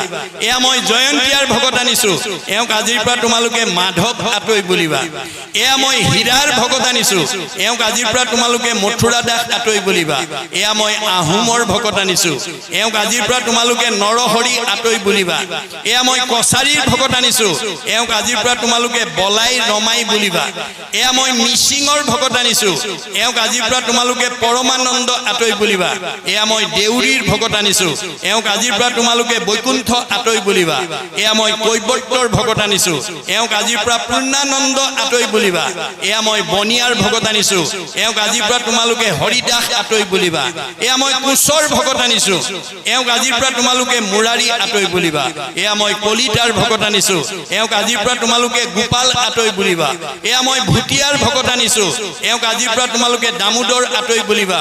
এয়া মই মানে নাপিতৰ ভকত আনিছোঁ, এওঁক আজিৰ পৰা নাৰায়ণ ঠাকুৰতা বুলিবা। এয়া মই তিৱাৰ ভকত আনিছোঁ, এওঁক আজিৰ পৰা সুদাম আতৈ বুলিবা। এয়া মই কায়স্থৰ ভকত আনিছোঁ, এওঁক আজিৰ পৰা তোমালোকে সতাই আতৈ বুলিবা। এয়া মই মুছলমানৰ ভকত আনিছোঁ, এওঁক আজিৰ পৰা তোমালোকে শ্যাম কাই আতৈ বুলিবা। তাৰ পৰা অপ্ৰভংশ হৈ চান্দ খাই হৈছে। এয়া মই ব্ৰাহ্মণৰ ভকত আনিছোঁ, এওঁক আজিৰ পৰা অনন্ত কণ্ডলী সাৰ্বভৌম ভট্টাচাৰ্য বুলিবা। এই ধৰণে সকলো জাতি জনগোষ্ঠীৰ পৰা ভকতক সংস্কাৰ কৰি আনি বৰ্ণ বৈষম্যহীন এখন সমাজ প্ৰতিষ্ঠা কৰি তেওঁ ঘোষণা দি থৈ গৈছিল। কি বুলি? অহৰিক ভজ যিটো তাকে বোলে জাতি কৃষ্ণ বিমুখ যিটো সেহিকে অজাতি। দুটা ভাগত ভগাই থৈছে দেই। প্ৰথম স্কন্ধ ভাগৱতটো ভাগৱতে অৰ্থাৎ ভগৱানে মানুহক দুটা ভাগত ভগাই থৈছে যে কৃষ্ণ বৈকুণ্ঠ প্ৰয়াণ হোৱাৰ লগে লগে 28,000 ঋষিয়ে যেতিয়া কৃষ্ণ বৈকুণ্ঠলৈ যোৱাৰ লগে লগে কলি আহিল বুলি হাজাৰ হাজাৰ বছৰ যজ্ঞ কৰি যজ্ঞৰ ধোঁৱাৰে যেতিয়া ধোঁৱা বৰণীয়া হৈ গৈছিল, তেতিয়া তেওঁলোকে কলিক খেদিব নোৱাৰি অৱশেষত সেই সময়লৈকে পদহেলিত অৱহেলিত নিষ্পেষিত হীন জাতি বুলি ঋষি সমাজত বহিবলৈ নিদি বহুত যোজন আঁতৰত বহিবলৈ দিয়া সুতক আহ্বান কৰি আনি সৌনকে গুৰু আসনত বহুৱাই যেতিয়া নিবেদন কৰিছিল। কি বুলি? সৌনক বদতি শুনা সুত মহামানী পৰম পাতকী কলি পাইলে হনে জানি আৰম্ভিলো যজ্ঞ আশী সহস্ৰ বছৰ হোম ধূৰ্মে ধূৰ্ম বৰ্ণ ভৈলে কলেবৰ যিটো কৰ্ম কৰোৱাটো নাহিকে বিশ্বাস আপোনাৰো আয়ুক কৰিলো ব্যৰ্থে না। যে আমি কৃষ্ণ বৈকুণ্ঠ প্ৰায়ণ হোৱাৰ লগে লগে পৃথিৱীলৈ কলি আহিল বুলি জানি কলি পাপৰ পৰা জীৱ শ্ৰেষ্ঠ মানুহক উদ্ধাৰ কৰিবৰ কাৰণে হাজাৰ হাজাৰ বছৰ যজ্ঞ কৰি যজ্ঞৰ ধোঁৱাৰে ধোঁৱা বৰণীয়া হৈ গ'ল, কিন্তু ফল একো কৰিব নোৱাৰিলোঁ। সম্প্ৰতি তুমি চিন্তি উক মহাহিত কৰাই উক পান কৃষ্ণ চৰিত্ৰ অমৃত। 28,000 বেদজ্ঞ শাস্ত্ৰজ্ঞ টিকালজ্ঞ ঋষিয়ে কলিত যদি যজ্ঞ কৰি বিফল হৈছে, আমি সফল হ'ম নেকি? এই কথা উপলব্ধি কৰিব লাগিব। গতিকে সম্প্ৰতি তুমি চিন্তি উক মহাহিত কৰাই উক পান কৃষ্ণ চৰিত্ৰ অমৃত। তুমি এতিয়া আমাক কৃষ্ণ চৰিত্ৰ পান নকৰিলে আৰু আমাৰ গত্যন্তৰ নাই। এই আহ্বান শুনি সুতে কি মন্তব্য দিছিল? কিনো মহাভাগে তোমাখাৰ আগে কহিবু কৃষ্ণৰ লীলা মাধৱৰ কথা সম্যকে পুছিলা অমুক জীৱদান দিলা। হে সৌনক প্ৰমুখ্যে 28,000 ঋষি, তোমালোকে আজি মোক আনি কৃষ্ণ কথা ক'বলৈ কৈ মোক জীয়া মানুহ কৰি তুলিলা। মই এই সময়লৈকে মৰা মানুহ হৈ আছিলোঁ। কৃষ্ণৰ কথাটো মোৰ মহালাভ আছে। কৃষ্ণৰ কীৰ্তনে জাতি অজাতি নাম আছে, দুটা ভাগ দেই, এটা জাতি আৰু এটা অজাতি। চৈতন্যপন্থীয়ে কৈছে মুচিও খুচি হয় যদি হৰিক ভজে, খুচিও মুচি হয় যদি হৰিক তেজে। মাধৱদেৱে ঘোষাত লিখিছে ৰাম বুলি তৰে মহা মহা অন্ত জাতি, যিটো নাম নলৱে হীনটো হীন আতি। মানুহৰ জন্ম পাই যদি ঈশ্বৰৰ নাম নলওঁ আমি হীন জাতি, আৰু ভগৱন্তৰ নাম লোৱা জনেই হ'ল জাতি। গতিকে আমাক দুটা ভাগত ভগাই থৈ গৈছে। তাৰ পৰৱৰ্তী পদত কৈছে কি বুলি, যে ঘূৰকলি যুগে মল মতি মনুষ্যৰ নাহি আন ধৰ্ম হৰি কীৰ্তনত পৰ। এতিয়া আমি কলি যুগৰ মানুহ, এতিয়া আমাৰ মনবিলাক মলমতি বুলি কৈছে। গতিকে ইয়াত আমি এই মলমতি মনক আমি উদ্ধাৰ কৰিব পৰা শক্তি ভগৱন্তৰ হৰি কীৰ্তনৰ বাদে আৰু দ্বিতীয় নাই। শৰীৰত আছে কলি কীৰ্ত যত দুখ, গুচুক প্ৰথমে কৰা হৰি হৰি ঘোষ। মনত ৰাখিব, আপোনালোকৰ মনৰ পৰা বেয়া ভাৱবিলাক আঁতৰাবলৈ হ'লে হৰি নাম ঘোষণা কৰিব লাগিব। হৰি নাম ইটো দুগুটি অক্ষৰ, জিভা অগ্ৰে থাকে যাৰ, গংগা গয়া কাশী প্ৰয়াগ সেতুক যাইবাক নলাগে তাৰ। মনত ৰাখিব, ভগৱন্তৰ হৰি নামটো দুটা আখৰে ভৰা। দুটা আখৰৰ হৰিনাম যদি কাৰোবাৰ মুখত অনগল হৈ থাকে, তেওঁ গংগা গয়া কাশী প্ৰয়াগ মানে পুষ্কৰলৈ যাব নালাগে। মনত ৰাখিব কথাটো। আমাৰ মাধৱদেৱে কৈছে যে ভগৱন্তৰ 1000টা নামৰ দুটা আখৰৰ নাম যদি আমাৰ পৰিয়ালৰ, আমাৰ ঘৰখনৰ, আমাৰ সমাজৰ প্ৰত্যেকৰ মুখতে যদি আমি নিশ্চিত কৰিব পাৰোঁ,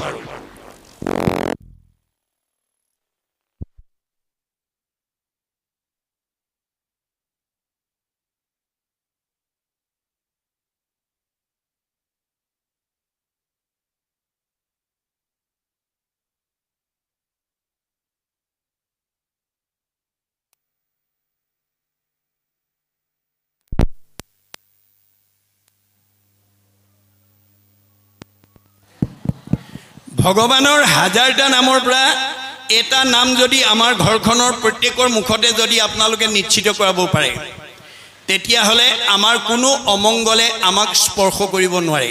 মাধৱদেৱে ঘোষাত লিখিছে ৰাম কৃষ্ণ নাম যিটো সদায় ফুৰে গায়, সদায়েই মংগল তাৰ অমংগল নাই। মনত ৰাখিব কথাটো। আমাৰ 1000 নামেৰে হৃদয় পুঞ্জীভূত কৰি ৰাখিছে। আমাৰ নাম কাৰোপা ধাৰ কৰিব নালাগে। হিয়াৰ মাজে নামৰ ভাণ্ডাৰ, মুখে বাজ হয়। আমি প্ৰত্যেকজন সদস্যৰ মুখত যাতে ভগৱন্তৰ 1000টা নামৰ পৰা এটা নাম যাতে ক'ব পাৰে, 1000 এফাকি ঘোষাৰ পৰা যাতে এফাকি ঘোষা গাব পাৰে, তাৰ প্ৰতি আপোনালোকে গুৰুত্ব দিব লাগিব। গতিকে ভগৱন্তৰ নাম নোলোৱা কোনো জীৱই কলি মলৰ পৰা মুক্ত হ'ব নোৱাৰে। চাবোন চাৰ্ফ ব্যৱহাৰ নকৰা পৰ্যন্ত কাপোৰৰ মলি যেনেকৈ আঁতৰ নহয়, তেনেকৈ কৃষ্ণ নাম নোগোৱা মানুহৰ পৰা কলিমল মায়ামল আঁতৰ হ'ব নোৱাৰে। সেইকাৰণে দাৰ্শনিক পণ্ডিতে কৈছে sing of Hari with his form in heart, no other virtue is greater than নাম স্বৰ্ড।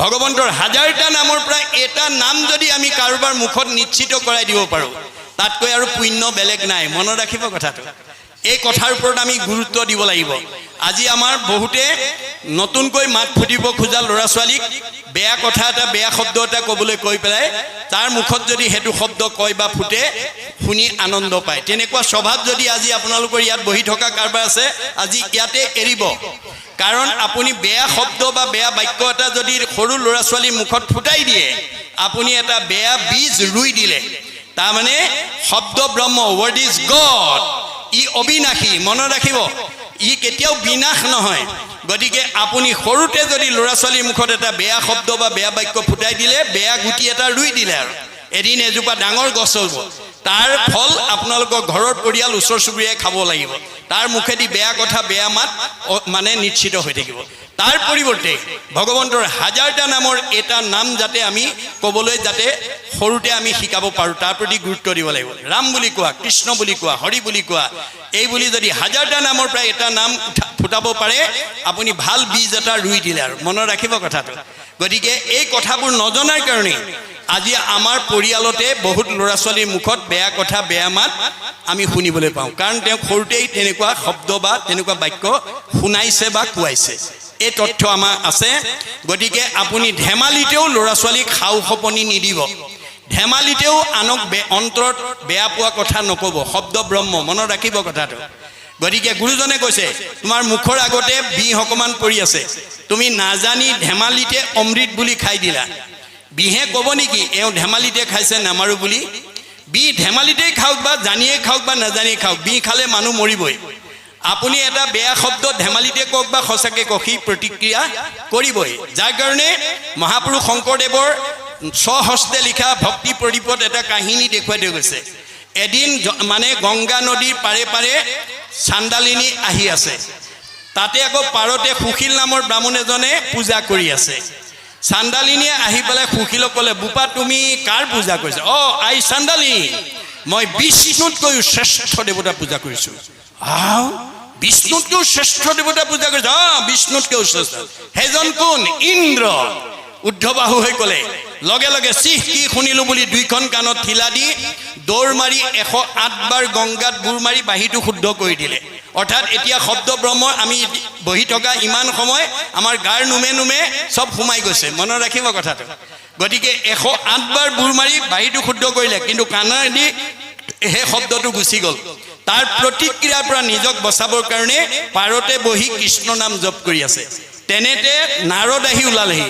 নাৰদে আহি পেলাই কৈছে আই চান্দালিনী তুমি তিতা বস্তুৱে কি কৰিছা বোপা কি ক'বা আজি মোৰ বৰ ডাঙৰ দুৰ্ঘটনা কি হ'ল মই গংগাৰ পাৰে পাৰে আহি আছিলোঁ সুশীলে পূজা কৰি আছিলে কাৰ পূজা কৰা বুলি সুধিলোঁ বিষ্ণুতকৈ শ্ৰেষ্ঠ দেৱতা বুলি ক'লে সেইজন কোন বুলি সোধাত মানে ইন্দ্ৰ বুলি ক'লে মই শুনাৰ লগে লগে কাণত ঠিলা দি 108 বাৰ বুৰ মাৰি বাঁহীটো শুদ্ধ কৰিলোঁ কিন্তু কাণৰ ফুটাই দি শব্দটো গ'ল তাৰ প্ৰতিক্ৰিয়াৰ পৰা নিজক বচাবৰ কাৰণে কৃষ্ণ নাম জপ কৰি আছে নাৰদে ক'লে কি কোৱা চান্দালিনী যাক চুলে গা ধুব লাগে যাৰ ছাঁটো গছকিলে অপবিত্ৰ হয় যাৰ লগত সংলাপ কৰিলে অপবিত্ৰ হয় তোমাক অপবিত্ৰ কৰিছে এই কথাতে মই আশ্চৰ্য প্ৰকাশ কৰিছোঁ তেতিয়া চান্দালিনীয়ে ক'লে নাৰদ তুমি ঠিকেই কৈছা কিন্তু মোৰ প্ৰাৰব্ধ কালত ভগৱানৰ ওচৰত এটা নিবেদন আছিল আৰু সেই নিবেদনত তেওঁ অনুমোদন জনাই থৈছে মোৰ নিবেদনটো আছিল কি প্ৰভু কৰ্মফলে জীৱা জন্ম হৌক সংসাৰত তভু নচাৰুক চিত তো আচৰণত কৰ্মফলে তুমি মোক শিৱসাগৰতে দিয়া বা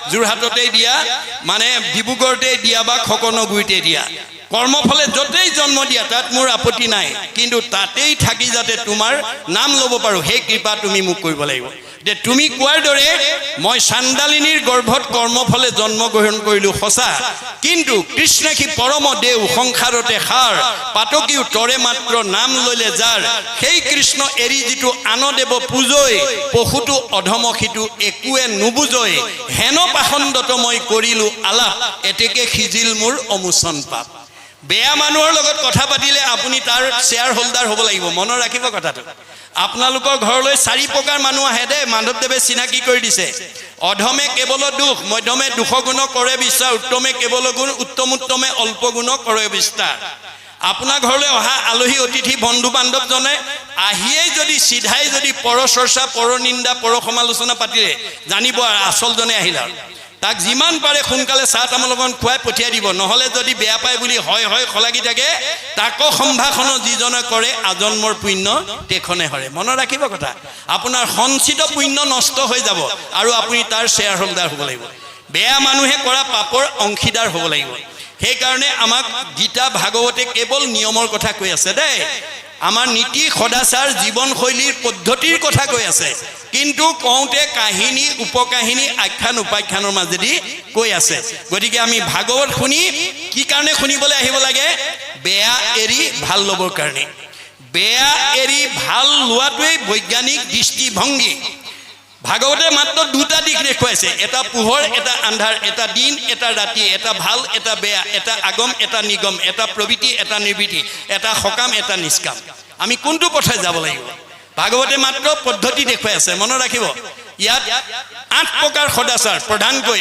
8 প্ৰকাৰ সদাচাৰ কথা উল্লেখ আছে 8 প্ৰকাৰ সদাচাৰ যদি আমি ভাগৱত শুনি শিকি ল'ব পাৰোঁ আৰু ল'ৰা ছোৱালীক শিকাব পাৰোঁ আপোনালোকৰ ঘৰৰ কোনো সদস্য 100 বছৰ আগত মৰিব নালাগে আৰু কোনো সদস্যৰ শৰীৰত ৰোগ ব্যাধিয়ে দেখা দিব নোৱাৰে মনত ৰাখিব কথাটো আজি আমাৰ বহুত উঠি অহা প্ৰজন্মই ভাগৱতৰ চৰ্চা নকৰাৰ কাৰণে ভাগৱতৰ নিয়ম সদাচাৰ নজনাৰ কাৰণে অনাচাৰ বেবিচাৰ ভ্ৰষ্টাচাৰ কৰাৰ কাৰণে আমাৰ বহুত উঠি অহা প্ৰজন্ম আমাৰ মাজৰ পৰা 100 বছৰ ভোগ কৰিবলৈ নোপোৱাকৈ গুচি গৈছে কিন্তু ভগৱানে আমাৰ সবকে 100 বছৰ দিছে মনুষ্যৰ আয়ুষত বৰিষ সংখ্যাত মানুহ মাত্ৰেই মই 100 বছৰ দিছোঁ কাকো কমাই দিয়া নাই কিন্তু গুৰু ৰূপে মই নিয়ম বান্ধি থৈ আহিছোঁ ভাগৱতত ভাগৱত শুনি যদি 8 প্ৰকাৰ সদাচাৰ মানিব পাৰা তুমি আয়ুষ বঢ়াব পাৰিবা আমাৰ কেইবাজনো আটা পুৰুষে শংকৰ মাধৱৰ পৰাই ভাগৱত ব্যাখ্যা শুনিছিল কিন্তু তেওঁলোকৰ এটা চাৰিত্ৰিক বৈশিষ্ট্য আছিল গুৰুতকৈ শিষ্য জ্ঞান খুচৰি খুচৰি লয় জ্ঞান নজনা কথাবোৰ সব শিকি ল'লে শিকাওঁতা মাধৱদেৱ 107 বছৰ জীয়াই থাকিলে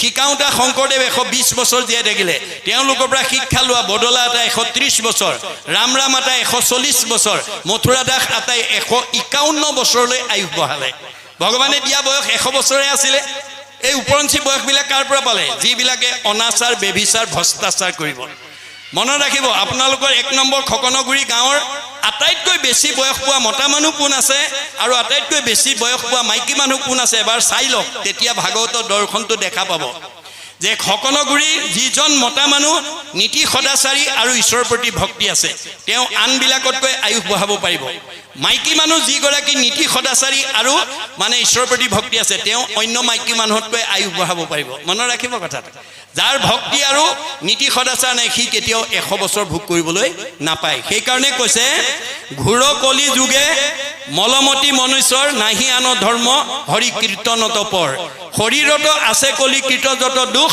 গুচুক প্ৰথমে কৰা হৰি হৰি ঘোষ গতিকে আমাৰ কলি দুখ কিমান আছে আমাৰ কলিৰ জন্মৰ সম্পৰ্কে শাস্ত্ৰত উল্লেখ আছে ব্ৰহ্মাৰ তনুৰ পৰা কলি উপজিলা পৰম দাৰুণ বেশ বিৰিঞ্চি দেখিলা কোন কৰ্ম কৰো প্ৰভু কৰিও আদেশ দিওঁ ৰাজপদ তজু পাওঁ উপদেশ মানে কলি ব্ৰহ্মাৰ দেহৰ পৰা উৎপত্তি হৈয়ে বাপেকক দাবী কৰিছে দেউতা মোক জন্ম দিলেই নহ'ব ভোগৰ সামগ্ৰী গোটাই দিয়া শুনি চাৰি মুখে ব্ৰহ্মা গুণিয়া চাহিলা তাৰ ভাৱ দেখি তাকো কলি নাম দিলা জন্ম হৈয়ে যিটো সন্তানে ভোগৰ সামগ্ৰী বিচাৰিছে ই সাধাৰণ সন্তান নহয় চাৰি মুখে চাই পেলাই তেওঁক নাম দিলে কলি আৰু সামগ্ৰী গোটাই দিলে মলিনী নলিনী নামে 2 ভাৰ্যা দিলা দুহান্তৰ হন্তে 4 পুত্ৰ উপজিলা ভোগ কৰিবৰ কাৰণে দুগৰাকী বিয়া কৰাই দিলে তাৰ পৰা 4টা সন্তান হ'ল কি সন্তান কাম ক্ৰোধ লোভ মোহ 4 পুত্ৰ জাত কলিৰ পুতেককেইটাৰ নাম কাম ক্ৰোধ লোভ মোহ আপোনালোকৰো জন্ম দিছে নেকি চাব কাম ক্ৰোধ লোভ মোহ 4 পুত্ৰ জাত গৰ্ব অহংকাৰ 2 মন্ত্ৰী যে সাক্ষাৎ গৰ্ব আৰু অহংকাৰ বুদ্ধি দিয়া মন্ত্ৰী দম্ভ দেশ ইৰিকা অসূয়াক 4 জন সেনাপতি পাতি দিলে ব্ৰহ্মাৰ বচন একজন আগ্ৰনোৱা হিংসা পৈক্ষন্য ইৰিকা মদ মৎসৰ লহকৰ পাতি দিলা কলি দুৰ্মদক একেটাক লগৰীয়া পাতি দিলে এই সেই কলি পৰিয়ালৰ 16 জনীয়া সদস্য ক'ত থাকে মনৰ লগত থাকে এই 16 জন তৰিব নোৱাৰে লোক এই সেই কাৰণ যাৰ মনত এই 16টা কলিৰ বেয়া গুণে প্ৰতিষ্ঠা হৈ থাকিব সি আজিৰ দৰে অনুষ্ঠানলৈ আহিব নোৱাৰে ভাল চিন্তা কৰিব নোৱাৰে ভাল কাম কৰিব নোৱাৰে সদায় তেওঁ বেয়া জেগালৈ যাব বেয়া চিন্তা কৰিব বেয়া কৰ্ম কৰিব গতিকে এইকেইটা হৈছে আমাৰ মনৰ এটা পিঠিৰ মল, আনটো পিঠিত মায়ামল। মায়াৰো 16টা বেয়া গুণ বুলি পেলাই শাস্ত্ৰত কৈছে। দম্ভ, দৰ্প, পৰ নিন্দা, অভিমান, তিৰস্কাৰ, লোভ, মোহ, কাম, ক্ৰোধ, গৰ্ব, অহংকাৰ, হিংসা, কামনা, আশা, হঠ, ব্যভিচাৰ, এই 16 গোটা পুত্ৰ জানিবা মায়াৰ। ক'ত থাকে? মনৰ লগতো থাকে। এই 16জন তৰিবে নোৱাৰে লোক এহিহে কাৰণ। এতিয়া মায়াৰ 16টা, কলিৰ 16টা, 2 খোলং 32টা। 32টা বেয়া ভাৱে যাৰ মনত অধিষ্ঠান কৰিব সি কেতিয়াও ঈশ্বৰৰ ভক্তি কৰি ভাল জীৱন আগুৱাই নিব নোৱাৰিব। এই 32টা বেয়া মল আমি মাৰিব লাগিব, অৰ্থাৎ সংস্কাৰ কৰিব লাগিব। কেনেকৈ? আমাৰ এই কলি মলকেইটা মাৰিবলৈ হ'লে মানে মাকে সুধিছে, বোপাই ইয়াৰ পৰা মই কেনেকৈ উদ্ধাৰ হ'ম? মা, উপায় এটা আছে। মনশুদ্ধি আদি কৰি যতেক আশ্ৰয় সৎসংগ সবাৰো মূল জানিবা নিশ্চয়। আজিৰ দৰে সৎসংগ লৈ আহিব লাগিব। জীৱেৰ দুৰ্ভেদ্য পাশ সংগক কহয়, কিন্তু দুৰ্জনৰ সং তেজিবে লাগয়। মা, তুমি যদি জীৱনত ভাল মানুহ হ'ব খুজিছা, বেয়া মানুহৰ সংগ ত্যাগ কৰিবা। সেই সংগ নিতে যদি কৰে সাধুত, মুখ্যৰ দুৱাৰ দেৱে শুৱে মুকুট। আজিৰ দৰে সাধুৰ সংগত যদি আমি সংগ ল'ব পাৰোঁ, তেতিয়া চতুৰ্বৰ্গ সাধনৰ দুৱাৰখন ইয়াতেই খুলি যাব। কেনেকৈ? শ্ৰৱণ কীৰ্তনে আৰু বৈকুণ্ঠক যায়, ধৰ্ম অৰ্থ কাম মুখ্য সবে আত পায়। চব ইয়াতে আছে। কপিলে মাকে কৈছে, মাকক কপিলে কৈছে, মা, স্বৰ্গ নৰক দুইকো ঐক্য দেখা আয়, কতো সুখে কতোহো দুখতে প্ৰাণ যায়। ভাগৱত নুশুনাৰ কাৰণে একেখন গাঁৱতে কিছুমানে দুখ বেদনাত কটাইছে, কোনোবাই সুখ শান্তিত কটাইছে। গতিকে ভাগৱত নুশুনা মানুহে কেতিয়াও জীৱনৰ পথটো শুদ্ধভাৱে যাব নোৱাৰিব। গতিকে ভাগৱতে আমাৰ পথ নিৰ্দেশনা দি আছে। এই কথাখিনি আমি জানিবৰ কাৰণে আপোনালোকৰ আঞ্চলিক জিলা তথা প্ৰাথমিক শাখাই এই নামঘৰ থকা পৰ্যন্ত যদি সাপ্তাহিকভাৱে হয়, পষেকীয়াভাৱে হয়, যদি এই ভাগৱত অনুষ্ঠান অনুষ্ঠিত কৰি প্ৰথম স্কন্ধৰ পৰা দ্বাদশ স্কন্ধ ভাগৱত যদি আমাৰ এইখন গাঁৱলৈ অহা জীৱবিলাকক শুনাব পাৰে, তেওঁলোক সকলো পৰীক্ষিতৰ দৰে গতি পাব। আৰু এইখন গাঁৱলৈ অনাগত দিনত বৃদ্ধ পিতৃ মাতৃক বৃদ্ধাশ্ৰমলৈ খেদি পঠিওৱা জীৱ, শাহু বোৱাৰীৰ মাজত মনোমালিন্য হৈ থকা জীৱ, স্বামী স্ত্ৰীৰ মাজত মনোমালিন্য হোৱা জীৱ, ককাই ভাইৰ মাজত মনোমালিন্য হোৱা জীৱ, সীমা ঘৰীয়াৰ মাজত মনোঘান্ন হোৱা জীৱ এইখন গাঁৱলৈ আহিব নোৱাৰে। পোহৰৰ ওচৰলৈ যেনেকৈ আন্ধাৰ আহিব নোৱাৰাটো বিজ্ঞানসন্মত বাস্তৱ সত্য, ইউনিভাৰ্চেল ট্ৰুথ, ঠিক তেনেকৈ ভাগৱত ভক্তি ধৰ্ম যিখন গাঁৱত, যিখন ঘৰত, যিখন সমাজত প্ৰতিষ্ঠা হৈ থাকে, তালৈ কোনো বেয়া জীৱ আহিব নোৱাৰাটো তেনেকৈয়ে সত্য। মনত ৰাখিব কথাটো।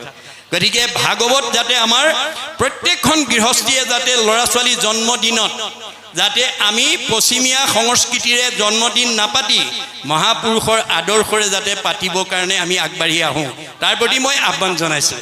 আমাৰ পশ্চিমীয়া সংস্কৃতি কি? বেলুন কিছুমান ফুটাই তাৰমানে কেক বনাই নামটো তাৰ ওপৰতে লিখি জ্বলা মমডাল ফু মাৰি নুমুৱাই কটাৰীয়ে কাটি তাকে খাবলৈ দিয়া যিটো সংস্কৃতি, আপোনালোকে এবাৰ ভাবকচোন, মৰা মানুহৰ শ্ৰদ্ধাঞ্জলি জনাবলৈ ধূপ ধূনা বন্তি জ্বলাই লয়, কিন্তু আমাৰ জীয়া ল'ৰাটো বা ছোৱালীজনী জন্মদিন পাতোঁতে আকৌ আমি জ্বলা মমডাল ফু মাৰি নুমাই লওঁ আৰু কেকত তাৰ নামটো লিখি কটাৰীয়ে তাকে কাটি তাকে খাবলৈ দিওঁ।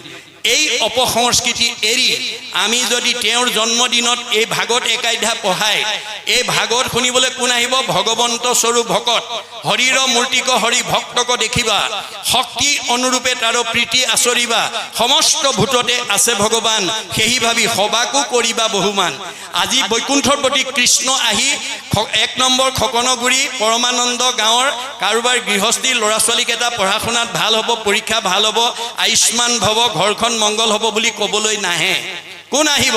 হৰিৰ মূৰ্তিক হৰি ভক্তক দেখিবা, শক্তি অনুৰূপে তাৰ প্ৰীতি আচৰিবা। কাৰোবাৰ অৱস্থা ভাল 100 জন মাতিছে, কাৰোবাৰ অৱস্থা বেয়া 10 জন মাতক, তাকে দিল খুচিকে দেই ভগৱন্তৰ সেৱা একদম অন্তৰ শুদ্ধভাৱে কৰিব, অন্তৰত কপট ৰাখি নকৰিব। ভকতক খুৱাবলৈ অনা কলকেইটা যিমান পাৰে ভাল আনিব, চেপেৰা চেপি দাম কমটো বিচাৰি নুফুৰিব, যাতে বেয়া কলটো দেখি ভকতৰ মনত যাতে বেয়া ভাৱটো আহিব নালাগে। মনত ৰাখিব, আমাৰ বহুতে এই কথা নাজানি ভকত ভগৱন্তক খুৱাবলৈ অনাটা বা দিয়াটো কীৰ্তিমালি কৰে, তেতিয়া কিন্তু আপোনাৰ যজ্ঞ কেতিয়াও সফল নহ'ব। গতিকে যজ্ঞ কাক কৈছে?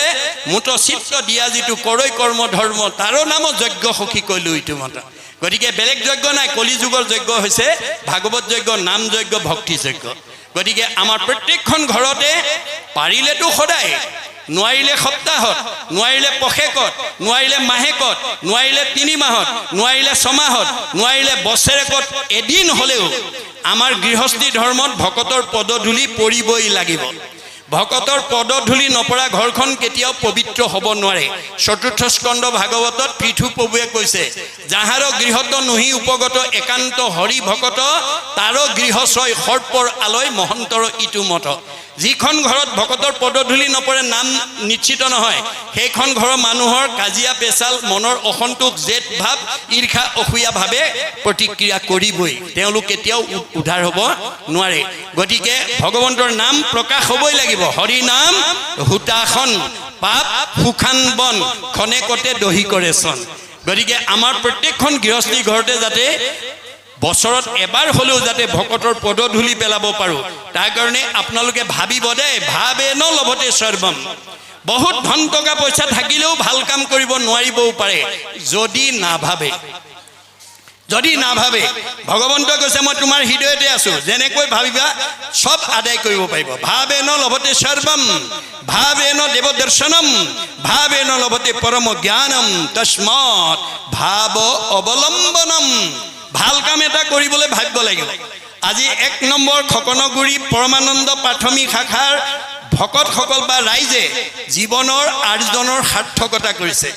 আজি প্ৰচাৰ শাখাৰ যোগেদি উদ্যোগত অনুষ্ঠিত এই ভাগৱত পাঠ ব্যাখ্যা অনুষ্ঠান কৰি এই ভগৱন্ত স্বৰূপ ভক্তসকলক সেৱা শুশ্ৰূষাত যিটো আপোনালোকে কায়িক, মানসিক, বৌদ্ধিক, আৰ্থিকভাৱে ত্যাগ কৰি এটা খোজ আগবঢ়াইছে, তাৰ প্ৰতিটো খোজৰ মূল্য হ'ব পদে পদে অশ্বমেধ ফলং প্ৰাপ্নুতি নিত্যস্য।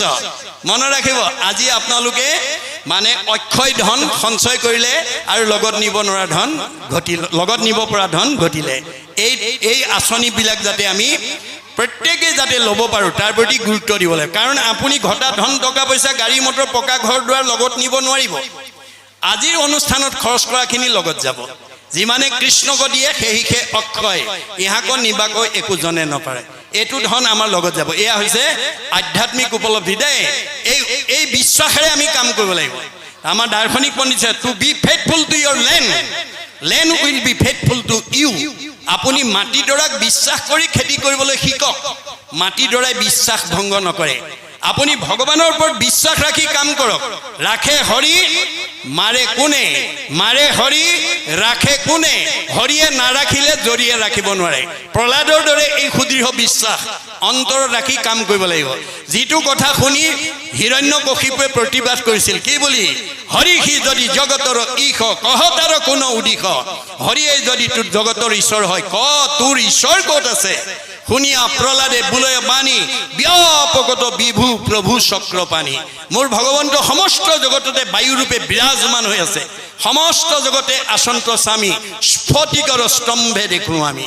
পকা খুঁটাটোলৈকে আঙুলিয়াই দিলে। যিটো প্ৰহ্লাদৰ কাৰণে সম্ভৱ, হিৰণ্যকশিপুৰ কাৰণে অসম্ভৱ। ভগৱন্ত ব্ৰহ্মাক কৈছে, মোৰ জাতিকুল ক'ত দেখিছা? মোৰ জাতিকুলকৈতো আছে সৃষ্টিকৰ, মৎস্য কুৰ্ম শুকৰ আদি ধৰো কলেবৰ। মই তথাপিও মাছ কাছ গাহৰি হ'ব লগা হয়। কিয়? স্বভাৱতে অজময়ী, জন্ম নাহি যাৰ, ভকতৰ ইচ্ছাই মই ধৰো অৱতাৰ। মই ভকতৰ ইচ্ছা পূৰণৰ কাৰণে অৱতাৰ ধৰি আছো, ধৰি থাকিম। গতিকে আপোনালোকৰ ঘৰখনৰ পৰিয়ালটো যাতে ভকত কৰিব পাৰে আৰু আপুনি যাতে নিজে ভকত হ'ব পাৰে, তাৰ প্ৰতি গুৰুত্ব দিব লাগিব। কাৰণ ভগৱন্ত ভকত বৎসল। ভগৱন্তই নিজতকৈও ভকতক ভাল পায়। উদ্ধৱক যাবৰ সময়ত কৈছে, ব্ৰহ্মা হৰ হলায়ুধ লক্ষ্মী প্ৰিয় যাৰা। মই ব্ৰহ্মাকো ভাল পাওঁ, দাদা বলভদ্ৰকো ভাল পাওঁ, শিৱকো ভাল পাওঁ। এওঁলোক 3 জনতকৈ মোৰ ভাৰ্যা লক্ষীক মই বেছি ভাল পাওঁ। লক্ষীতকৈও পৰম সুন্দৰ মোৰ দেখা ইটো কায়া। মোৰ নিজৰ ভাৰ্যাজনীতকৈ মই নিজৰ দেহটোক ভাল পাওঁ। আৰু মোৰ দেহটোতকৈও সবাতো অধিক তুমি মোৰ প্ৰিয়তম, নাহি আন বান্ধৱ উদ্ধৱ তুমি সম। মই নিজৰ দেহটোতকৈ তোমাক ভাল পাওঁ। মনত ৰাখিব কথাটো। ভগৱানে নিজতকৈও ভকতক ভাল পায়। তেতিয়াহ'লে ভগৱন্তৰ প্ৰিয় হ'বলৈ হ'লে আমি ভকত হ'ব লাগিব। ভকত হ'বলৈ কাণত গামোচা চেলেং ল'লেই নহ'ব। 3টা আখৰৰ গুণ লাগিব, ভকত। এই তিনিটা আখৰৰ গুণ যাৰ থাকে সি ডেকা ল'ৰাই হওক গাভৰু ছোৱালীয়ে হওক বোৱাৰীয়ে হওক জীয়াৰীয়ে হওক বাল্যই হওক বৃদ্ধ তেওঁ ভকত ভ আখৰে কি কৈছে ভ শব্দে ভগৱন্ত ভৱ বিমোচন ভজন ভক্তিত তুষ্ট হুৱন্ত সিজন ভগৱন্তই কাক ভাল পায় মানুহৰ জন্ম পাই যি ৰাতিপুৱা গধূলি গা পা ধুই ধূপ এডাল জ্বলাই তেওঁ উপাসনা কৰে সেইজনক ভাল পায় আমাৰ মাক বাপেকে কোন ল'ৰা ছোৱালীক ভাল পায় যি ল'ৰা ছোৱালীয়ে মাক বাপেকক শ্ৰদ্ধা কৰে ভক্তি কৰে মৰম কৰে আদৰ কৰে সন্মান কৰে কথা শুনে হাক বচন মানে দিহা পৰামৰ্শ মতে চলে হেতু সন্তান সকলো মাক বাপেকৰ মৰমৰ সন্তান হৈ যদি কোনবাই মাক বাপেকক শ্ৰদ্ধা নকৰে ভক্তি নকৰে মৰম নকৰে আদৰ নকৰে কথা নুশুনে হাক বচন নামানে হেতু সন্তান কোনো মাক বাপেকৰ প্ৰিয় হ'ব নোৱাৰে এটো যেনেকৈ বাস্তৱ সত্য আমি কাৰ সন্তান আমাৰ ভাগৱতই কৈছে যিজনৰ অতি পিতৃত তুষ্ট হ'ব দেউ জানিবা সিজন পিতৃ এক কৃষ্ণ দেউ আমাৰ সকলোৰে পিতৃ কৃষ্ণ আমি তেওঁৰে সন্তান যে আমি তেওঁৰ সন্তান হৈ আপুনি তেওঁৰ ঈশ্বৰৰ নাম লৈছেনে নাই গাইছেনে নাই কৈছেনে নাই তাৰ ওপৰতহে আপোনাৰ শাৰীৰিক মানসিক বৌদ্ধিক বিকাশ নিৰ্ভৰ কৰিব আমাৰ বিশ্ববিখ্যাত নাট্যকাৰ শেক্সপিয়াৰে কৈছে mind can be purified by the music body can be purified by the exercise both body and mind can be purified by the dance ji manuhe lokogit gabo borgit gabo Ghosha gabo কীৰ্তন gabo প্ৰাৰ্থনা কৰিব তাৰ মগজটো শুদ্ধ হৈ থাকিব যি ভগতৰ লগত বাৱৈ হাত তালি যিটো কৰিয়া কীৰ্তন মোৰ প্ৰেম ভাৱত যাৰ আকুল ভৈল মন মাটিত লুটাৰি পৰে যিটো মহাশয় সত্য সত্য গৈলু সখী তাহাতে বিক্ৰয় যি মানুহে হাত চাপৰি বাই ঈশ্বৰৰ নাম লয় তেওঁ শৰীৰ শুদ্ধ নহয় both body and mind can be purified by the dance নৃত্য কৰিলে শৰীৰ মন দুইটাই শুদ্ধ হয় আমাৰ গুৰুজনৰ মতে এই খকনগুৰি 1 নম্বৰ বুঢ়া নামঘৰটো ধুনীয়াকে পকাৰে বনাই থলেই নহব খকনগুৰি গাঁৱৰ বাসিন্দাসকলে জন্ম দিয়া ল'ৰা ছোৱালীবিলাকক ইয়ালৈকে আনি মহাপুৰুষ দুজনৰ ছখন 12খন বা যিকোনো নিৰ্গুণ কৃষ্ণৰ গুণ লীলা থকা এখন নাটক যদি ইয়াত যদি আপোনালোকে জন্ম দিয়া ল'ৰা ছোৱালীৰ দ্বাৰা পৰিবেশন কৰিব পাৰে তেতিয়া আপোনালোকৰ ল'ৰা ছোৱালীবিলাকৰ জীৱনলৈ আধ্যাত্মিক আৰু ধৰ্মীয় দৰ্শন কেনেকৈ নামি আহিব বেদত কৈছে কেশৱ অগ্ৰে গীতং বাদ্যং নিত্যং য কৰোতি কলৌ নৰ পদে পদে অশ্বমেধ ফলং প্ৰাপ্নুতি নিত্যৈছ যিবিলাক শিল্পীয়ে গীত বাদ্য নৃত্য পৰিবেশনৰ দ্বাৰা ভগৱন্তৰ অগ্ৰত নিৰ্গুণ কৃষ্ণৰ গুণলীলা পৰিবেশন কৰিব তেওঁলোকৰ প্ৰতিটো খোজৰ মূল্য হ'ব এটা এটা অশ্বমেধ যজ্ঞৰ সমান পুণ্য আৰু যিসকল দৰ্শকে আহি চাবহি গীতং বাদ্যং নিত্যং হৰি কথা শুনে স্বপুণ্যাত্মা তলৈকৰ ওপৰে সংস্থিতা তেওঁলোকক ক'ত হ'ব তলৈকৰ ওপৰত তাত বৈকুণ্ঠত আজি যে আপোনালোকে ঈশ্বৰৰ কথা শুনিবলৈ আহিলে আমাৰ জীৱকেইটাক ভগৱানে ক'ত দিব বৈকুণ্ঠত কিন্তু আজিয়ে শুনিলো আৰু কালিৰ পৰা এৰিলো নহ'ব এক ক্ষণ মানে যিটো শুনে কৃষ্ণ কথা এক ক্ষণ 4 মিনিট 24 ঘণ্টাৰ ভিতৰত আমাৰ ঘৰখনৰ প্ৰতিজন সদস্যই আমাৰ সমাজখনৰ প্ৰতিজন সদস্যৰ মুখত যাতে ঈশ্বৰৰ কথা এটা কোৱা শুনা গোৱাৰ কাৰণে যাতে আমি 4 মিনিট সময় ভগৱানৰ কাৰণে দিব লাগিব ভগৱানে কৈছে তোমাক 24 ঘণ্টা দিছো মোৰ কাৰণে 4 মিনিট দিবলৈ নাপাহৰিবা আজি এই দৰ্শনটো নজনাৰ কাৰণে আমাৰ সমাজত এতিয়া এনেকুৱা বহুত মানুহ আছে 4 মিনিট সময়ও ঈশ্বৰৰ কথা শুনিবলৈ ক'বলৈ ভাবিবলৈ গাবলৈ সময় নাই তাৰ অৱস্থা কি হ'ব অৰ্জুনক উদ্দেশ্যি কৈছে আৰু হেৰা শুনা তুমি একবিনে নহ দুই অবিদ্যা মায়াত ভিন্ন দেখি হে অৰ্জুন তুমিয়ে মই একেটাই মায়াত থকাৰ কাৰণে মানুহে আমাক দুটা দুটা বুলি ভাবে মোৰ অংশ জীৱ তুমি মই আত্মা অন্তৰ্যামী এই হেতু তুমি মই সখী তুমি মোৰ অংশ জীৱ অৰ্জুন সেই কাৰণে তুমিয়ে মই সখী তে অৰ্জুনৰ লগত যদি সখী আমাৰ লগত হয়নে নহয় আমি তেওঁৰে জীৱ হয় নহয় তোমাৰে সেই অংশ আমি যত জীৱ যাক তোমাৰ মায়াই প্ৰভু বান্ধিলে আমাক এতিয়া তেওঁ মায়াই পাই তেওঁৰ কথা শুনিব পৰা আঁতৰি থাকো আমি ভগৱানক দাবী কৰিব লাগে দিওঁ উপদেশ বজু তোমাৰ চৰণে কৰ্মৰ বন্ধন সিন্ধু শ্ৰৱণ কীৰ্তনে আমি যি কৰ্মবন্ধৰ কাৰণে সংসাৰলৈ বাৰে বাৰে আহিব লগা হৈছে ভাগৱত শুনাৰ লগে লগে ভিতৰতে হৃদয় গ্ৰন্থি সিদ্ধতে সৰ্বসংশয় বেদে কৈছে ভাগৱত শুনাৰ লগে লগে আমাৰ মানে কৰ্মবন্ধ গাঁঠিবিলাক খুলি যাব সংশয়বিলাক দূৰ হ'ব সেই কাৰণে আমি ভাগৱত শুনিবলৈ আহিব লাগে আৰু এই পৰিৱেশটো আমি ঘৰখনৰ পৰা ধৰি আমাৰ জিলাখনলৈকে আমি আগুৱাই লৈ যাব লাগে তেতিয়াহ'লে আমাৰ এইখন জিলাৰ সকলো মানুহ আধ্যাত্মিকমুখী হৈ যাব, ধৰ্মমুখী হৈ যাব। ইয়াতে আমি বৈকুণ্ঠৰ সুখ, স্বৰ্গৰ ভোগ লাভ কৰিম। আজি শাস্ত্ৰ নুশুনাৰ কাৰণে আমি শত্ৰু শূন্য হ'ব পৰা নাই। আমাক বহুতে বেয়া পায়। কিয়? আজি একেখন খাকনগুৰি গাঁৱত বহুত ধনী মানুহ আছে, বিদ্যাৱন্ত আছে, সম্পদশালী আছে, কিন্তু সমাজে বেয়া পায়। গণ্ডগোলটো ক'ত লাগিলে? যে তেওঁ শাস্ত্ৰৰ জ্ঞান নাজানে। আমাৰ শাস্ত্ৰই ভাগৱতে কৈছে, শাস্ত্ৰ অনুবৰ্তী শত্ৰু নুহি উত্তপন। যি মানুহে শাস্ত্ৰ শুনে, পঢ়ে আৰু বুজে, তাৰ কেতিয়াও শত্ৰু থাকিব নোৱাৰে। কিয়? তেওঁ ব্যৱহাৰ কৰিব জানে। কেনেকৈ? সমানত মৈত্ৰী, উত্তমত শতকাৰ, দৰিদ্ৰত দয়া কৰি বেক বাৰম্বাৰ। আমাৰ আচৰণটো কেনেকুৱা হ'ব লাগে? আমাৰ সমান বয়সৰ জনক বন্ধু ব্যৱহাৰ কৰিব লাগে। আমাতকৈ কোনোবা বয়সতো ডাঙৰ হ'ব পাৰে, জ্ঞানতো জ্যেষ্ঠ হ'ব পাৰে, জ্যেষ্ঠজনক মান্যতা কৰিব লাগে আৰু নিজজনক মৰমৰ চকুৰে চাব লাগে। এতিয়া আমি এই কথাটো নাজানি ল'ৰা ছোৱালীক বহুত শিক্ষা দি ডক্টৰেট উপাধি দিছোঁ, ডাক্তৰ, ইঞ্জিনিয়াৰ, অফিচাৰ, প্ৰবক্তা কৰি পঠাইছোঁ। কোনোবা ছোৱালীক আমি মাষ্টাৰ ডিগ্ৰী কৰি ডাক্তৰণী, মাষ্টৰণী, টেট মাষ্টৰণী কৰি পঠাইছোঁ। কিন্তু খকনগুৰি এই বুঢ়া নামঘৰৰ দৰে